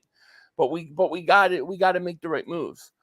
Downtown, Tony Brown says, A.J. Brown did try to recruit Henry during free agency deadline, so I'm pretty sure he will definitely try to get him. I'm sure he would, given an opportunity, And listen, if some of those rumors were true about the Eagles, remember what KGB was like, trade for him, and it is that, like, I don't believe he just started saying that, and like, there's got to be something that was there. He's not, that guy was not the type of guy to just like spread stuff. And he actually thought that there was stuff going on because of apparently like somebody had the same agent as Henry. Someone close to Henry had the same agent that was with the Eagles or something like that. So I think there was something there. Yeah, there was definitely something there. And listen, we do know that the Eagles, I think you might have said this last week on Shakedown, but like, we do know that they went after Christian McCaffrey. So that, they do, if it's the right guy, will be interested. So just keep that in mind for whatever it's worth. I don't know. 41-33. Thank you for Super Chat. He goes, where are you all getting these numbers from? A Schefter said Barkley and Jacobs will get over 10 million per. Henry wants 10 million a year. Schefter was on, I think it was on the Fanatic, and he was saying that when it's all said and done, those guys won't get $10 million a year. That's what he said. Now, is Henry up there with those guys? I don't know, but that's what he said. He said that running backs are going to get, and we'll see how it pans out, because a lot of times they'll say, oh, this position's not going to get any money, and then it gets way overpaid. We had that happen a few years ago. I think it was a safety market If you guys remember, we were going to get a safety, yeah. and it was supposed to be a great value, and they all got overpaid. And so Jesse you Bates, never really yeah. know. You know, you never really know. But what they're saying, what he was saying was, when it's all said and done, these running backs are not getting the money that they thought. And it was talking about Barkley had rejected a deal that would have been far more than he'll get now. I take that for what it is. I don't know. Yeah, no, the longer these running backs are going to wait out, the longer they're just going to stay at a specific number they want, the longer this goes on for like weeks and days and weeks, like until the draft, like they're not going to get what they want at the end of the day. Like unless they just don't play for the year and hurt themselves, and that's fine. But and Henry wanted $10 million before. I don't know that these guys are going to get that money at that position. It's a devalued position. No, we'll see. We'll see. But if that is true, if it is true, and they get, those are the kind of numbers we're looking at. I think it's worth going out and getting a Derrick Henry. Yeah. But at the end of the day, we'll see. I remember a few years ago, they were talking about the same thing about a safety. Safety was going to, and dude, the safety position got way overpaid. I think it was the year we got Reddick, and we're like sitting there going, well, what are you going to do? I mean, these guys are all coming off the board, getting paid a ton. JMB Davis Super Chat, he goes, what do you think of McCole Hartman leaking game plan? I mean, how pathetic is it that he leaks the game plan to us and we still lose? like we couldn't even get our offense to know what the game plan. Did you hear about this, Joey? No. McCole Hartman apparently leaked the game plan to the Eagles and the Chiefs when the Jets played us. Mm-hmm. And we still lost. We still didn't know what to do, and we had the game plan. I don't know. I don't know how true, but if it is true, though, he's probably got to get suspended for that. No, he's a free agent right now. I don't want to touch him. I don't want anything to do with him. Fabio Davis Super J goes, did Burns say $30 million because Panthers suck? Yeah, apparently he wants $30 million, and the Panthers offered him $27 million, and he rejected it. But yeah, I mean, he wants 30. Let's hope he can get 27 plus million, because that's going to be bad. Yeah. 4133 David Super Chat goes, Jonathan Taylor set the market last year with 3 years, $42 million. Barkley, Jacob, Henry aren't going to take less. I would love any of those three. Hope you're all right. Hey, I hope I'm right too. I can only go what he said. It was surprising when he said it too, because I'm like under 10, but we do know that this position is undervalued, and I need to see what Jonathan Taylor's contract looks like too, because a lot of times these numbers sound bigger than they are, and then you realize. So what's guaranteed, right? But I mean, we'll find out, because I think Barkley and Jacobs go off the board quick. I would think, if I had to guess, I would guess somewhere around 12 million is what a Barkley would get. Jacobs, I could see somewhere around 12. So it was surprising when he said that. That's for sure. They're talking too that the Eagles really like that safety from Miami. I forget his name. The Dolphins. His name's slipping my mind. But he could end up being an Eagle too. Yeah, he's a good system guy. He's a good. I forgot his name. It's a Vic Fangio type guy. Yes, it's a Fangio dude. It wouldn't shock me. Anybody from the Dolphins, it doesn't shock me. It wouldn't shock me. Except for Jalen Ramsey. I don't think Jalen Ramsey likes Deshaun Elliott. Thank you, Jonathan Cook. Deshaun Elliott. That's it. That's right. Yeah, we'll see. I mean, to me, it's not a very exciting. Gankle. Thor's coming to Philly. Thor's coming to play with Batman. Thor. But the thing is, he's actually not bad though. He's good. I mean, he's versatile, which I like. Mm-hmm. He could cover. Yeah, I mean, he's not bad. I'd still like to add another player. Like, Give me Van Ginkel and Patrick Queen, or All right. something like that. I'm saying, like seriously, like I think the Eagles should spend money on linebackers. They got to put resources into it. Okay, like somebody I saw said, get Cooper and Trotter. Like I'm all for it. Like in the second round, take 2 linebackers, draft linebackers, so we don't have to deal. I'm so tired of dealing with this. I don't care if you pay one. I don't care if you pay one a lot of money and go into the second round and draft another one. Like, do it. Like, because the Kobe Dean at this point is a liability because I don't even know if he's going to stay healthy this year. I really don't. You can't count on him. And I still think, I'm still not going to say he's a bust or he will never be good. He's got to play, Stop calling me. He's got to play. And to me, I don't know. I don't know what to make of him, Nakobe Dean, going forward. I got to make sure that I have other linebackers just in case, And if he works out, great. But I'm not going to be thin there.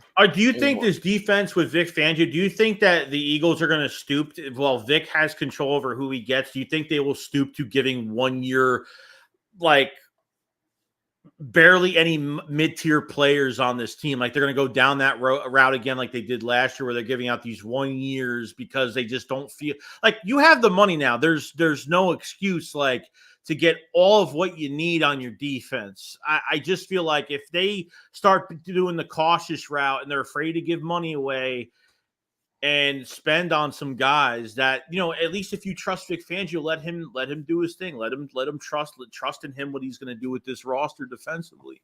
Right. So I don't want them getting cheap at a position just because when they have all this other money that they just don't want to spend it or don't feel like, I don't know. I feel like they don't go down that route. That's all. I hear you. I think that they are going to. I don't know about the rest of the roster, but I think linebacker wise, I think they're definitely going to upgrade because I think Fangio needs good linebackers for his system to even work. Yeah, 100%. Yeah, no doubt. Let's see here. Downtown says, did you all hear Darius Slay trash the Philadelphia Eagles fan base for harsh critic and the fans chanting "run the ball"? Yeah, I saw that. We heard it.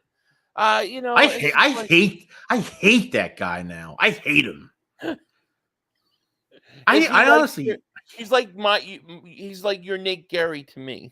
Yeah, he's just like, he just doesn't shut up. Like, and the more I hear him talk, the more I feel like he's just like everything bothers him. When too many things bother you and you're getting paid millions of dollars, I just, you know what I mean? You almost went to I swear, it just doesn't, he almost went to the Ravens and then he came back and then he got more money and then he gets called out for physicals corners not being physical enough. And then he just goes on this rant about, he's got to watch for his kids and he wants to be healthy for his future when he gets older. And dude, then retire. When you sign that contract and you put that helmet on, you know what you're getting into. I'm tired of this old generation. We need new blood at cornerback. We need new blood in the secondary that wants to hit somebody in the mouth. I'm tired of it, dude. Yeah. Tired. Yeah, I think Slade's going to be 60 years old dreaming of the Eagle fans because I think it's really messed with his mind. I'm like, this guy is really it really bothers him. This is why you have to re-sign your homegrown talent because Slay wasn't drafted here. All the players that aren't drafted here, this is what happens to these guys. They just can't handle it. You don't hear Kelsey say shit. You don't hear Lane Johnson, Brandon Graham, or Fletch. You don't hear any of them complain about nothing. Nothing, dude. Yeah, it's true. Can't stand Lewis, him. thank you for super chat. He goes, much love to both you guys all the way from Brazil. Shout out to you in Brazil. People better make sure to subscribe to Joey too, 100%. Absolutely. Sub up Joey Shakes. Awesome. Link is in the description. God, I hate that guy. Sorry. I'm good. So you'd be happy if they cut him. You'd be happy tomorrow. Oh, yeah. I'll throw a party. I'll throw a lot. Joey's going to pull up the peanut butter. Maybe. That'll be bigger than getting a linebacker in the first round. Frank Reynolds says, I would be surprised if Jerry Jones would pay Barkley $10 million. Maybe Henry if you could get him at 7. Yeah, I mean, it just we'll see. We'll see. It's going to be interesting to see where the running back market goes. Bobby Porter says, Eagles got more cap space and Cowboys don't want to pay Dak. Mark Holmes depressed. Yeah. So they don't want to pay him now, right? Is that what it is? They don't. I didn't hear that. He's like $60 million against the cap. Ridiculous like that. Yeah. They've got no choice, I don't think, right? Gonna have to, I guess, unless I don't know. I don't know what their draft picks are this year. I'm not even sure. I don't know. I'm not sure. I mean, safe to say they had a really bad draft last year. I mean, safe to say their draft was horrible. Yeah, their first round pick stunk. It stunk. And I loved every second of it, dude. We drafted Nolan Smith. Mozzie Smith. Not shit. No. I mean, yes. Great. And then remember the whole draft room? They're like this. Yeah. It was the fakest shit. It was so bad. They were all just like because Buffalo took Kincaid. They took the tight end that they wanted, and they were like pissed. Mm-hmm. And they didn't know what to do. It was hilarious. Corey Davis says, I think we're going to get Justin Jefferson. Whoa. Who you'd have to trade AJ or Devontae to do that. You'd have to trade. I'm curious, like how you think that's going to go down. That'd be crazy. It's crazy. They're talking about the Eagles. Hold on.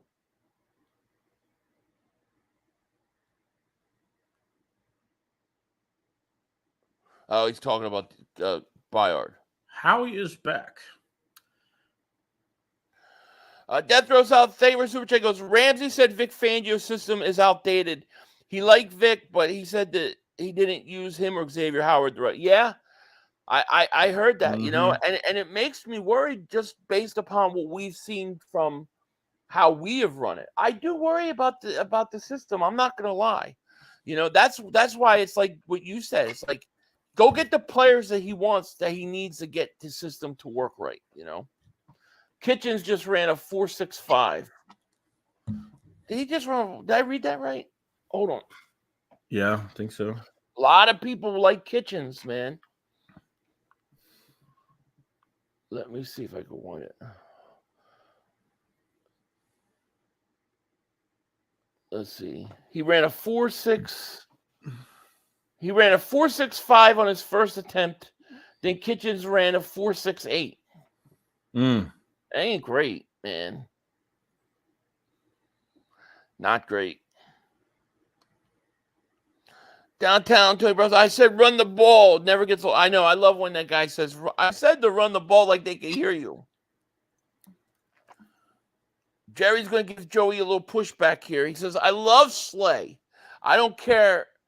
Real Eagle fans appreciate him because we're so down bad at quarterback till he came.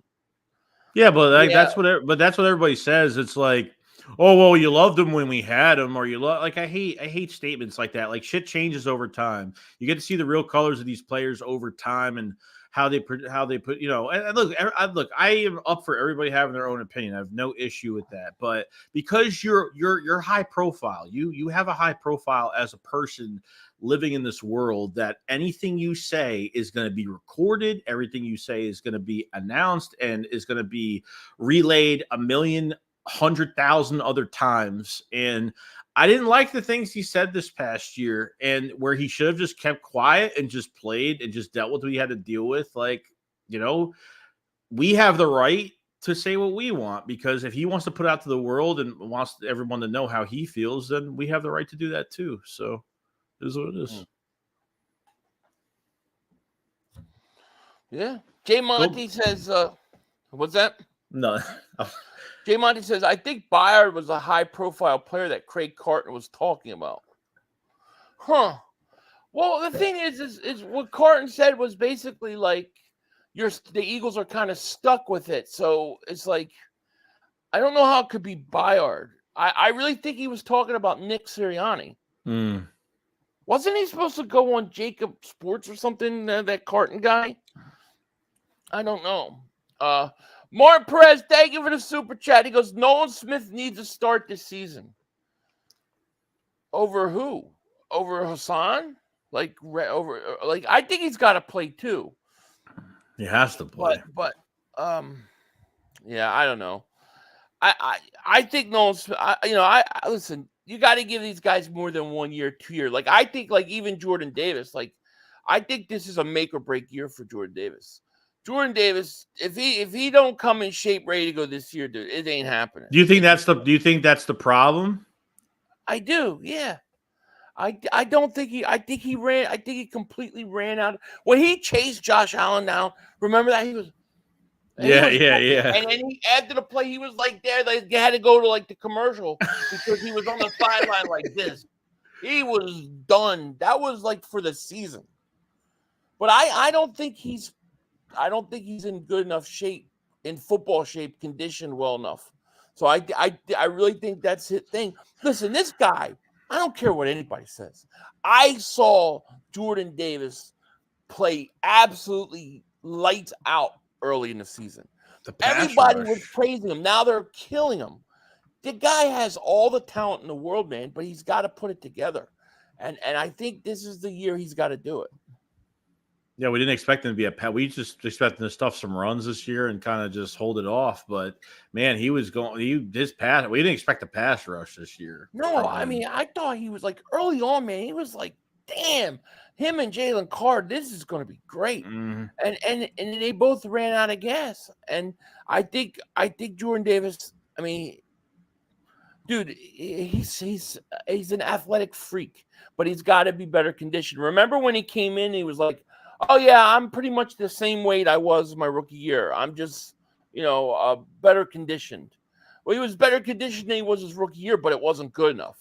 No, he needs to be thinner. Yeah, I mean, well, I don't think you're helping his case either, because even later in the year, like, I don't think the rotation was good. You're not running stunts for your defensive line. You're not really opening anything up. You're just lining him up and telling him to play basic at this point every single snap. You're not offenses aren't making adjustments to your defense. That's right. It's the big problem too. Well, and that's what makes it so hard to evaluate some of these guys, because everything was just so screwed up at the end of the year when Patricia, like, it's hard, it really is.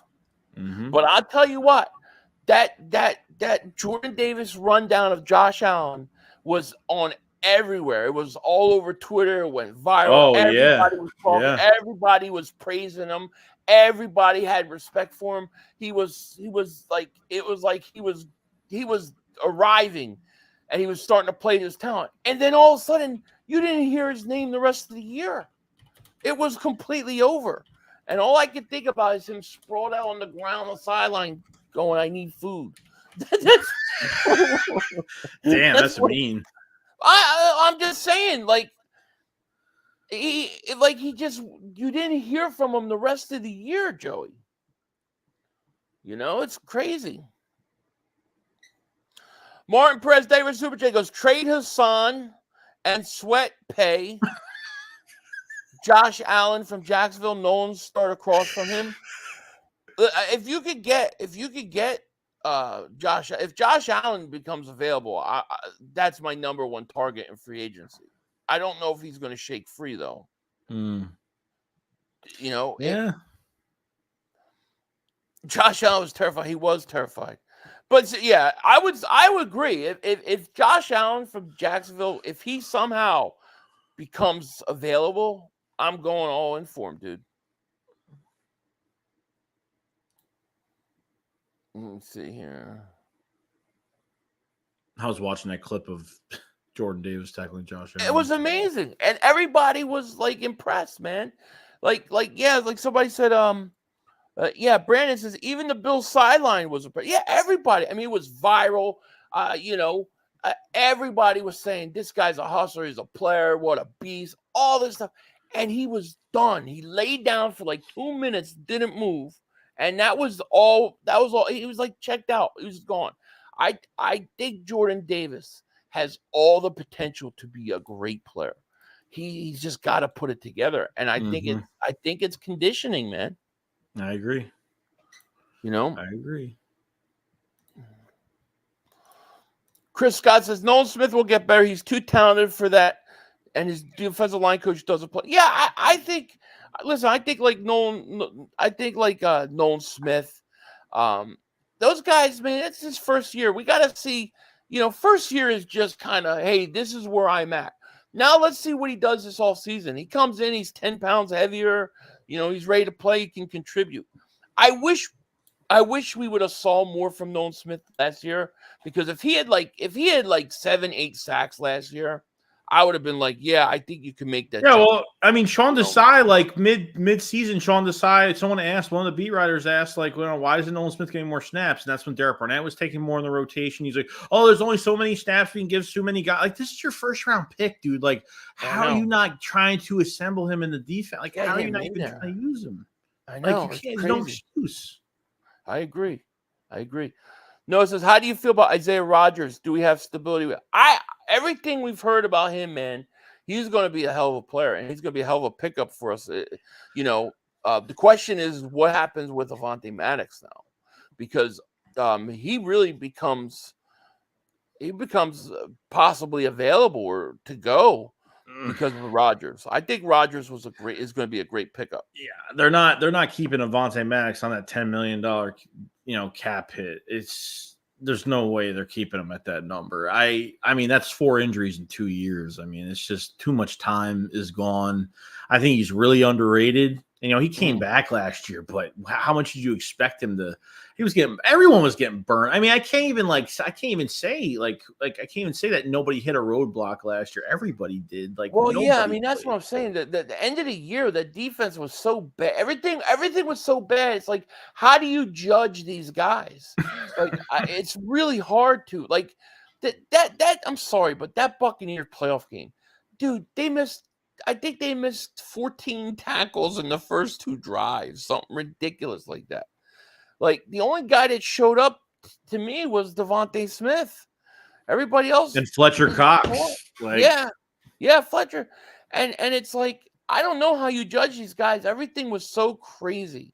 But I do know a few things. I know that Nakobe Dean, he's got to play and stay healthy.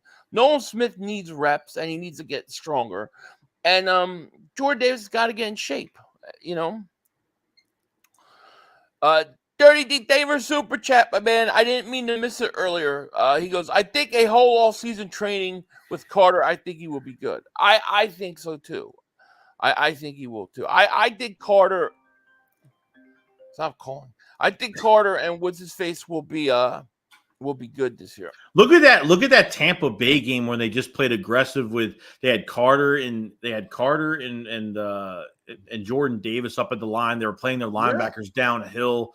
They were unstoppable. They were just knocking people over. I mean, it was great to see, but I don't know. I hear you. That was a completely different. If we would have gotten that team in the playoff, we would have destroyed Tampa in that playoff game. Jason Feder, thank you for super chat. He goes, yeah, Joey, we could do without big pay, half pay Slay. Yeah, Joey's done with him, man. Joey is done with him. Screw that guy. Dirty Demon, thank you for super chat. You all missed my super chat earlier, but definitely had time to play Smith, especially since Sweat played 400 more snaps than he's ever played. Wow.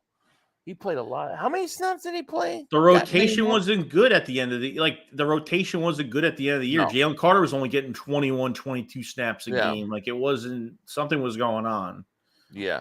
I went back, Dirty D, and I did read that super chat just to let you know about Carter. So, but I'm sorry I initially missed it. And thank you for the super chat. Yeah, I think the whole thing was all screwed up. It really was. Death Row South David super chat goes, none of these rookies really got developed. They was just depending on the talent to show up. The NFL is filled with a bunch of microwave players. Yeah, well, the Eagles, I mean, for whatever reason, even remember Devontae Smith's rookie year? Like, we were like, they didn't even use him right. For whatever reason, the Eagles don't use let these young guys play that often. It takes a lot. I mean, I think you could have played Sidney Brown. I think you could have started him all year, and he would have been really good by the end of the year. I think Sidney Brown will turn into the hybrid guy we've been looking for, because I think you need those guys in case you get an injury. You have these guys that can play multiple positions. I think that's what I think that, like, we said, oh, when Javon Hargrave got paid, we were like, man, and that was before we, drafted Jalen Carter. We thought that was the biggest, the biggest loss, because how are you going to replace that? But Chauncey Gardner, I think, was the biggest loss because the guy could play nickel, the guy could play corner, the guy could play on the back end as well. So I think you're missing that hybrid guy. And I actually really like Sidney Brown as a safety, to be honest. I've been really liking him more at safety. Now he's gonna be gone though, like until October, November, yeah, probably. I mean, to me, the whole next year is a wash for him, because he's not gonna be 100%. All right, Gentleman of Culture says, Philly 5 and Joey Shakes, the debate needs to be settled. Who was a better running back, LaShawn McCoy or Brian Westbrook? Man, that's... You got to take, I don't know. Well, here's the thing. In terms of the whole entirety of their career, I probably think Shady. But who was the better Eagle running back? It was Westbrook. Westbrook did everything all the time. And to me, Shady had all that potential, and they traded him too early. They traded him way too early. Yeah. I would say to you that Westbrook is probably my favorite Eagles running back that I've ever seen. I thought Westbrook was really, really good at everything. And Shady was good too, but Shady had some good years of Buffalo, but Westbrook, I think I would go Westbrook. Oh yeah, he did special teams too, so yeah. I think if Shady would have played those Buffalo years in Philly, it would be Shady hands down. But they traded him too early. That's the problem, So I would say, yeah, I have to go Westbrook. Yeah, and like the Eagles tried to get Shady back a few years after. They tried getting him off that Buffalo Bills roster. They really tried. I mean, look at when when the Bills came to Philadelphia and LaShawn McCoy was kissing the Eagle logo middle of the field. Like, who does that? Like, nobody does. I know. I wanted him back, man. I hated that dude. If I had a YouTube channel. When that trade went down, when they traded Shady McCoy for Kiko Alonso, I was driving on the highway with my wife, and it came over the radio, and I almost got in a car accident. I was screaming and flipping, and the car started to sway. And my wife's like, "What's wrong? What's wrong? They traded McCoy." She's like, "Drive." You don't understand. No, I was depressed for like 4 days. I was literally really depressed for 4 days. Like, I couldn't believe it happened. I mean, and Kiko did nothing. He was horrible.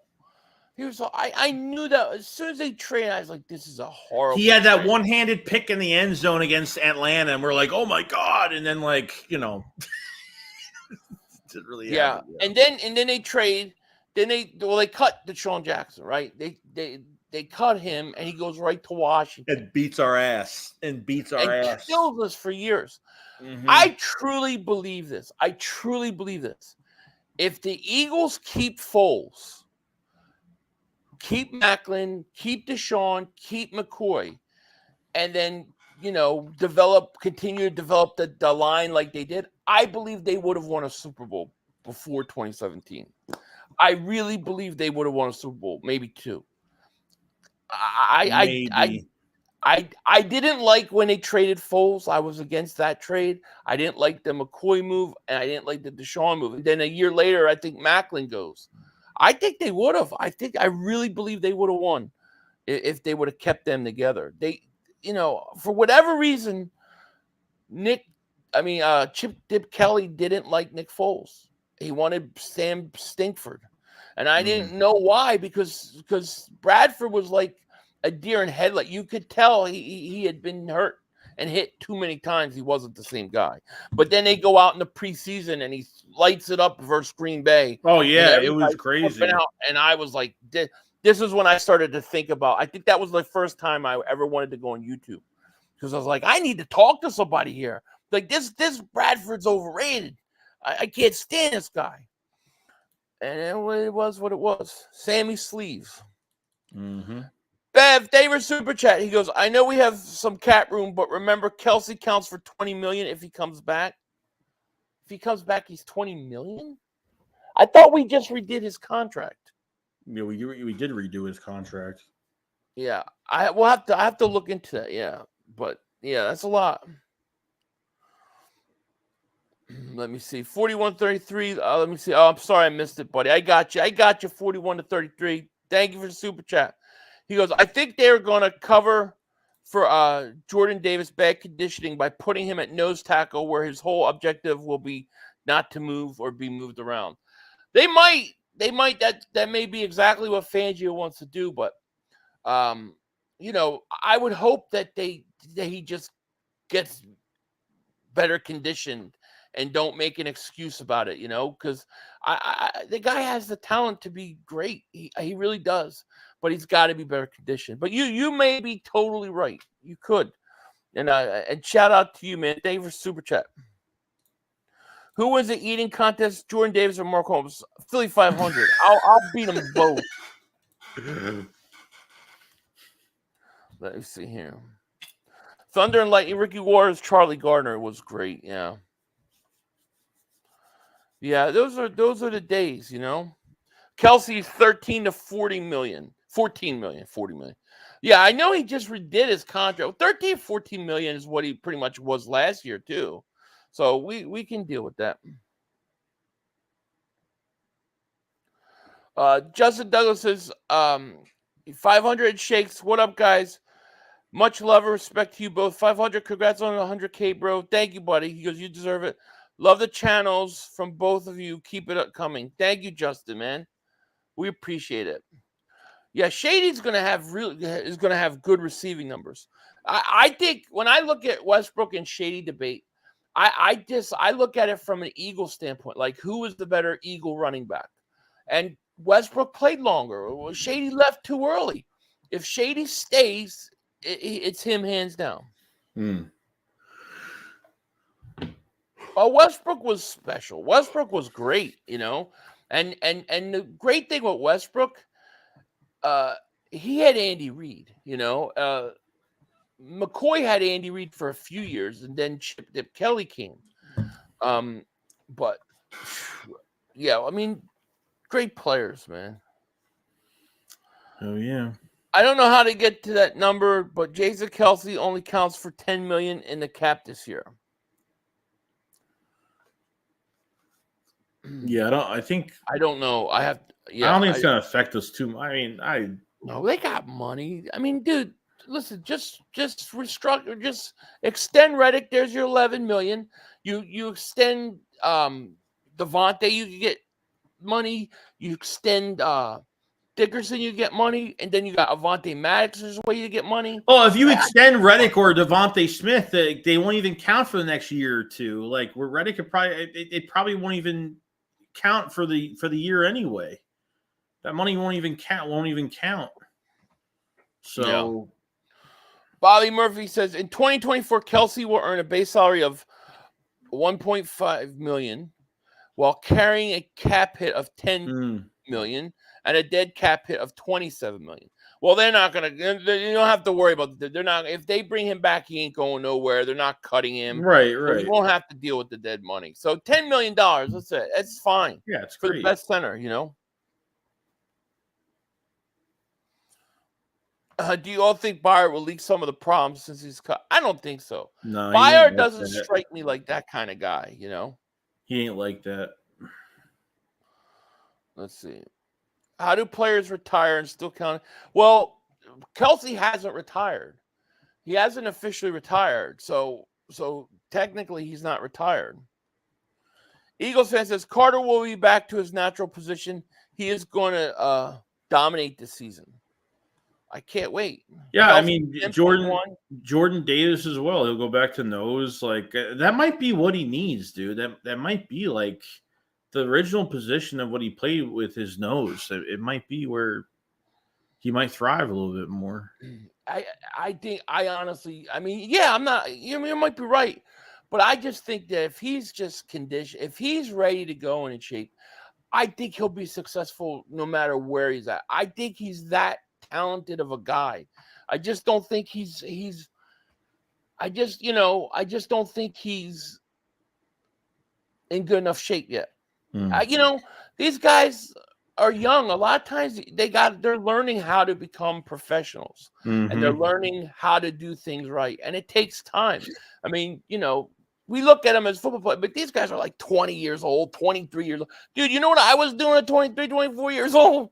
I mean, come on, dude. I would have been on the news every night.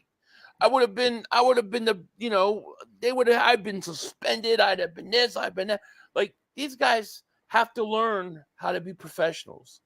So, that's why after 1 year, you shouldn't give up on a guy. After 2 years, you got to give a guy time sometimes. I think Jordan Davis, this is a make or break year, and I think he's going to make it. I think he's going to have a big year. Linda says, everyone mentions dead cap space like it means something. With these 20 to 25% cap increases, you can't kick it down the road. You can kick it down the road and maintain competitive also. That's pretty much what Howie has done, And listen, the Eagles, when they have to eat dead money, they do. I mean, what was Carson Wentz was 35 million by himself in dead money, remember? Yep, I remember that. Mouse, they were Super Chat goes, Philly was in the Mafia 23. There is no such thing as a Mafia. He was Ray Liotta in Goodfellas. He was doing jobs for old bosses. There's no Mafia. There's no such thing. He was hanging out with the he was giving drinks to the mob men. Yeah. Brian says, guys, it was a heart attack trickle effect. It's not rocket science. We were barely hanging on. Patricia decision collapses. You can't change a bad back seven after pasting it, pasting it together. Yeah, I think that when Patricia took over, that was like the checkmate. Like, I don't understand a guy like that with experience, right? This is what I'm saying about some of these coaches. It's like you can't force these guys to play a certain way if they're not talented enough or they don't fit a scheme. Like, why would Patricia, a guy who's been in the league long enough, why would he think that he can make the changes that he tried to make on defense at the end of the year? He should know that you can't do that. I mean, that's like basic 101. He really thought that he could start to change what they were doing defensively that much. I mean, you change the play calls, tweak some things here or there, add this, add that. But, you can't start, having guys completely do different things. Like, Reddick just disappeared. We didn't see Reddick the rest of the year. I know. Well, Josh Sweat didn't have a sack since week 9. He had his last sack. His last sack of the season was the last game against the Giants. He didn't have a sack before that since week 9. Like, there wasn't. Yeah. It's a coaching aspect. I mean, the Silent gave up 22 points. Patricia gave up 28 plus. You're keeping. You were keeping James Bradbury on an island by himself. Like, I don't, and it hurt the football team. It hurt the defense, especially. It hurt the players. Like, they still had communication problems on the back end. When the play would start and they would still be communicating. Like, and this is late in the season, still having that same problem. Still, it's crazy. And that's what I'm saying. Like, that's why I don't want to hear when we got to trade. Hassan Reddick because he doesn't fit the system.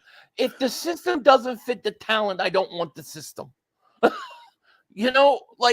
I don't want the system if it doesn't fit the town.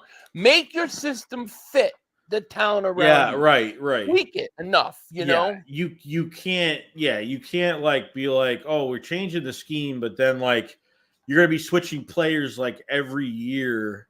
Right. I don't know. Like you're gonna be getting rid of a whole entire like raw. Like you better make sure you're signing the right guys that fit, and you better hope that Vic Fangio's gonna pull you out of this thing. And the thing is and if you don't have all the guys that fit, then you do the things that works, that the guys do well, you know, and then you adjust as your roster adjusts. You don't just say, okay, it's got to be this. And that was a problem with Chip Dip Kelly.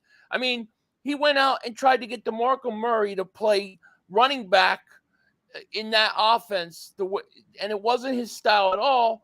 But we had the perfect running back in Shady, but he just didn't want him. He just didn't want him because, really, truthfully, those guys like Shady and Deshaun, they were making they were what was talked about. I think they were taking the attention away from his system. I think that's why he traded him. Bev, thank you for super chat. He goes, he's going to want to be paid top O-line money, which now is like 15, 16 million plus, it says, on a 1 year. Going to be like a mercenary, a worthy mercenary. Are we talking about Kelsey, or is that what we're talking about? I think you're talking about I'm trying to go back. Yeah, you're talking about Kelsey. Kelsey's under contract. Isn't he under contract next year? Yeah, I think he is. Contract. They already renegotiated. They already redid his contract. So he's got to either retire or not. That's how you lose out on good players. Exactly. David Super Chat. Cap went up. The Eagles can't pay Reddick $28-30 million. They technically they can. They don't want to. They're not going to do it. But listen, if you can't work a contract with them, then you just play his last year out. But you don't get rid of him, though. You know. Linda says, you guys nailed it. Our secondary players are more geared and trained to man operating in zone coverage. That's what makes us look. It's so true, and it's like these coaches are supposed to be smart enough to know this is what these guys do well. Let me tweak what I'm doing so it fits my talent. You know, and it's amazing to me how many coaches in the NFL, not just on the Eagles but around the league, that if they don't have the players that fit the scheme that they want to run, they try to make them do it anyways. Instead of saying, this is what I do good. Let me build my defense, or let me tweak what we do. So we're maximizing each player. They all talk about it, but they never do it. It's the most annoying thing in the world. Yeah, don't promise us every offseason at camp, like, oh, we're going to be putting players in the right positions and blah, blah, blah. But now it's like, that's why I'm saying, like, going in the first round for a cornerback might not be the best fit. You're not drafting a guy in the first round at cornerback to play the best zone coverage he's ever played. You're not drafting a guy. That the value is that man-to-man coverage, press coverage that the Eagles are never going to do this year with Vic Fangio. It's going to be a waste of money to draft one of these top cornerbacks this year. It's a waste of money. Yeah. Yeah, and that's where I think it falls on the defensive coordinator to be like, all right, this is what I have, okay? And then, over the years, you want to draft players to fit your system so you can do it more complete. I'm okay with that. But in the meantime, use your players to their benefits, to what they do good, It's like everybody's like, well, Reddick's a one-trick pony. Stop calling. Reddick's a one-trick pony. That's what you hear. But what he does one trick wise is better than almost everybody else. So let him keep doing it. I don't know. That's how I look at it. 41-33, they were super chat. He goes, Dallas is negative $4 million in cap space. I love it. Philly, would you trade Reddick for 2 first-round picks? I'd probably do that. I would do it in a heartbeat. I would probably do it. Reluctantly, though. But I would do it.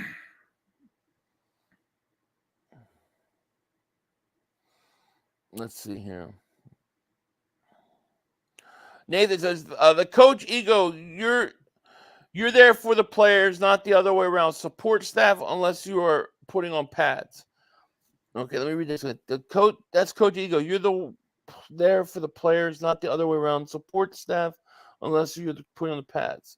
Yeah, I mean, I think, I think that the coaches' egos oftentimes get in the way of things, and like, I mean, how much did Desai say we're going to bring back the Eagles' DNA and what they were, and our defense is going to be built around the city's personality. All that was bullshit. They literally did none of that. No, it's hard to believe. It's hard to believe these coaches now. It's like, what is Dickerson's value? I mean, I think Dickerson is a top, at least a top 5 guard in the National Football League. Yeah, I mean, maybe he means what his contract is going to look like. Oh, I don't know offhand, but he's got it. I mean, he's making second round money. He's not making a lot of money at all. He's a second round pick. He's going to get a huge extension. Him and Devontae are going to get huge extensions. Well deserved. So, would you rather have Edric Cooper or Trotter? As a player, I think I'd go Cooper over Trotter. But I mean, because of the sentimental stuff, it makes it harder. Most good pass rushers are one-trick ponies. The only other edge rushers that cover is T.J. Watt, and that is still rare. Yeah, I mean, that's what they do. If that's what he does good, do it. The thing with Reddick is Reddick can literally change a game for you. Look what he did. He has, and he did this year. I mean, that's what I'm saying. Like, how much was he dropping back? Did somebody say 40% of the time under Patricia? God. I mean, like, doesn't make any sense. And these are coaches that have been in the league for a while. It's like, are you that dumb?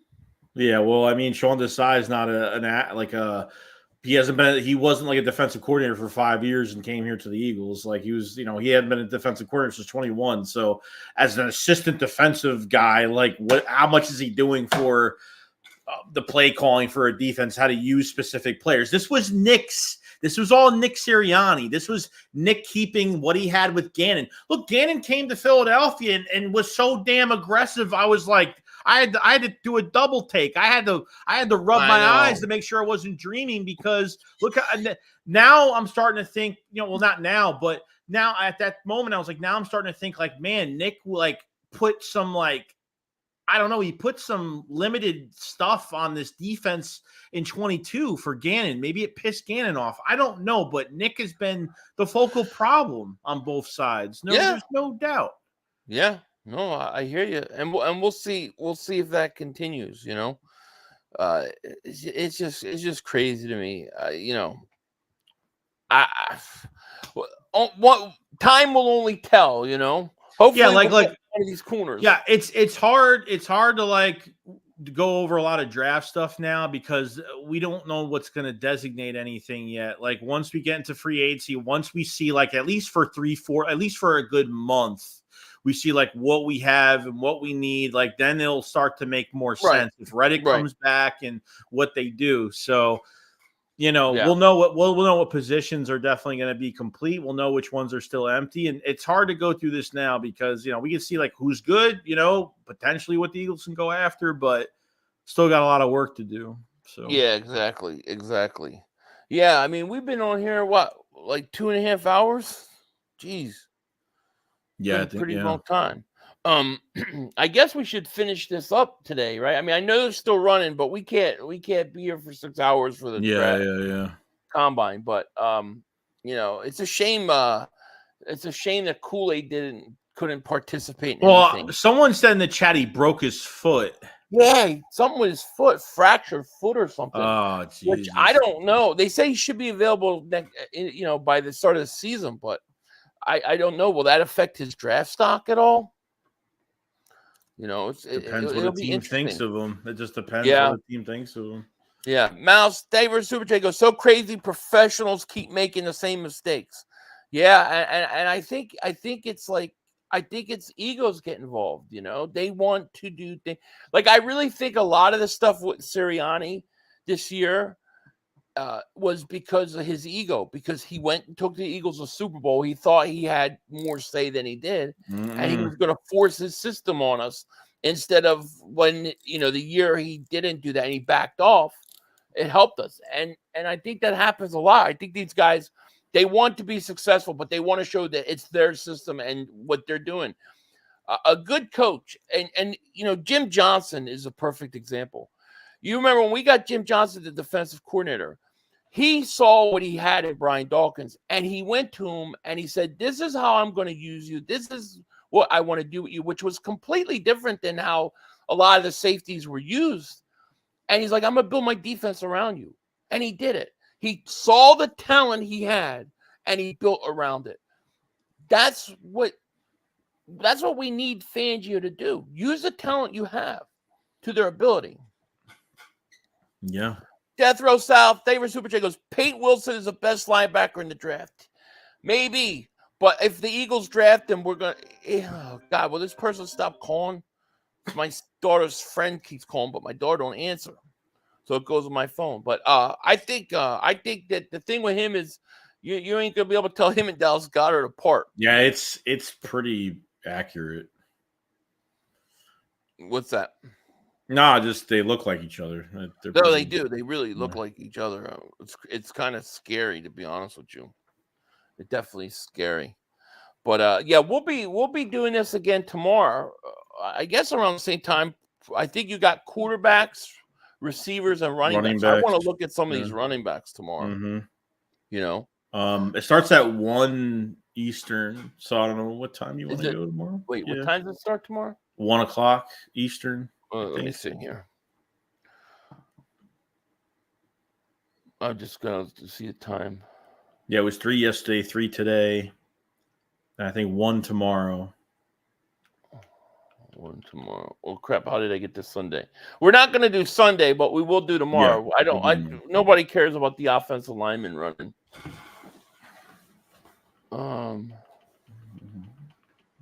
Yeah, so it starts at 10 o'clock for me tomorrow. So you want to go? Do you want to go right when it starts? Or do you want to go like in between? Like, well, whatever you want. What your schedule? I'll work around you. Well, I prefer to be on when the running backs are running, because I think we're going to go get a running back. So let's see what time if I can see what time the running backs are running, we'll do it. Yeah, I'll look at it later. 10. I'll look at it later. Because they have the times on the NFL site. They have the times and when certain positions start. So yeah, exactly. It's a Philly thing. Says Jim Johnson was a great defensive coordinator. He ran a blitz scheme. I wish our defensive coordinators were like that. I agree. I agree. And I think Spags is like that. I think Spags in Kansas City, he's not doing everything like he normally or used to do. He's adjusted to the talent he has on defense. That's what a good coach should do. Should take the talent that they have and use it to their ability. Isn't it interesting? Every time we did adjust and play more man in a game, like think about that second half of the Rams game, the defense played pretty good. Yeah, and I think keeping your corners on I think the one area that we've been struggling with is obviously if you're using your number one guy at cornerback, like not shadowing Darius Slay on people, and I think that's been a big underutilization too, like the Cowboys game, right? So he went up to Sean, CeeDee Lamb was on the inside, clobbering on, Eli Ricks and just destroying them on the inside. And then Slay just had enough. He's like, if 88 moves inside, I'm moving inside. Yeah. And he did fine. Like we did against Justin Jefferson in that Vikings game a couple of years ago. Like that's what I remember, like shadowing him the whole entire game. Only 40-something yards for Justin Jefferson that game. Like they just stopped doing that. I don't know. No, it's because they're more focused on running their system than what's good for them. I mean, even offensively, you have one of the best offensive lines in football. Nobody can stop you when you run the ball, but they refuse to run the ball. They refuse to do it, even though when you start running the ball, nobody can beat you. It's like it just annoys me that we deal with this kind of stuff. Mm-hmm. And hopefully it will change. You're not going to have every player that you need for your system to work perfectly right away. No. Like you as a good coach, Dick Vermeil said this. A good coach builds his system based upon the talent that's around him. Right. Not the other way around. Right. Too many of these coaches, they try to force feed a system. And what do you get? You get Reddick 34% of the time dropping back into coverage. A premier pass rusher. I mean, it's stupid. Noah says, you think we get Kool-Aid if he falls because of injury? I do. I think it's a possibility. I think it's a possibility. You know. Messiah says, I really think you need to start considering giving Ringo a shot. He really is good. I think he's going to be top. Hey, listen, I like Ringo a lot. I like him. I think Ringo is part of the future, and I think he should get a shot. But you still need another corner. Yeah, it adds more to competition in the offseason. Isaiah Rodgers coming in is going to be an interesting one too. And I think the depth is good at corner right now. I think they got a nice. So. I think it is. If you get a good coach, if they're well coached, I think so. But you still need an outside corner for the future. I look at Ringo as already being one of those future guys on the outside, but I still think you need somebody else. So we'll see. We'll see. It should be interesting. But I think we should end it here because I know you got some things going on. I got some things going on, and we're going to be back for a few hours tomorrow. So yes, and I don't know. Are you doing any videos between the two? Yeah, I'll have something out tomorrow. I've done like 2 today, so I'll have a video out tomorrow too. I'll probably do something. I'll probably save it for the afternoon just because we're probably going to be streaming early. So. Well, thank you guys for joining us. If you haven't, click the link in the description. Go sub up Joey Shakes if you're on my channel. And we appreciate you guys. Hit the like buttons though. Hit the likes. And we will see you guys tomorrow. We'll see some more. Probably maybe talk a little more draft tomorrow. We kind of we had a lot to talk about. A lot going on this week. So. We'll see tomorrow. I do want to watch some of these running backs too, because I think we need to get a running back, man. No, I agree. Cool. All right, guys, we're gonna let Mark Holmes take us out. You guys have a great day, great night, and we will talk to you later. Peace. 2 minutes to go. You got plenty of time. Come on.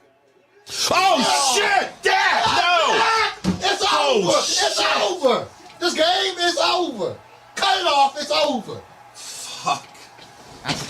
Congratulations, Green Bay. Congratulations, Green Bay. Congratulations, Green Bay. I said run the ball. Congratulations, Green Bay. Dak Prescott, you need to be fired today. That was on you, Dak. That was on you, Dak. That was on you, Dak. I said run the ball. That was on Dak Prescott. Trying to defend the CeeDee Lamb. Trying to defend the CeeDee Lamb. You trying to defend the CeeDee Lamb. You got to give it to CeeDee Lamb. God. It's over. It's over, Dak. Put Trey Lance in the game. Trey Lance can't do worse than you. I'm an idiot because I buy into this shit. Because here's the thing. I am a grown-ass man. And I talk the talk. It is killing me. I feel it coming. I feel like it's going to take Jerry Jones taking. Cut it off. It's over.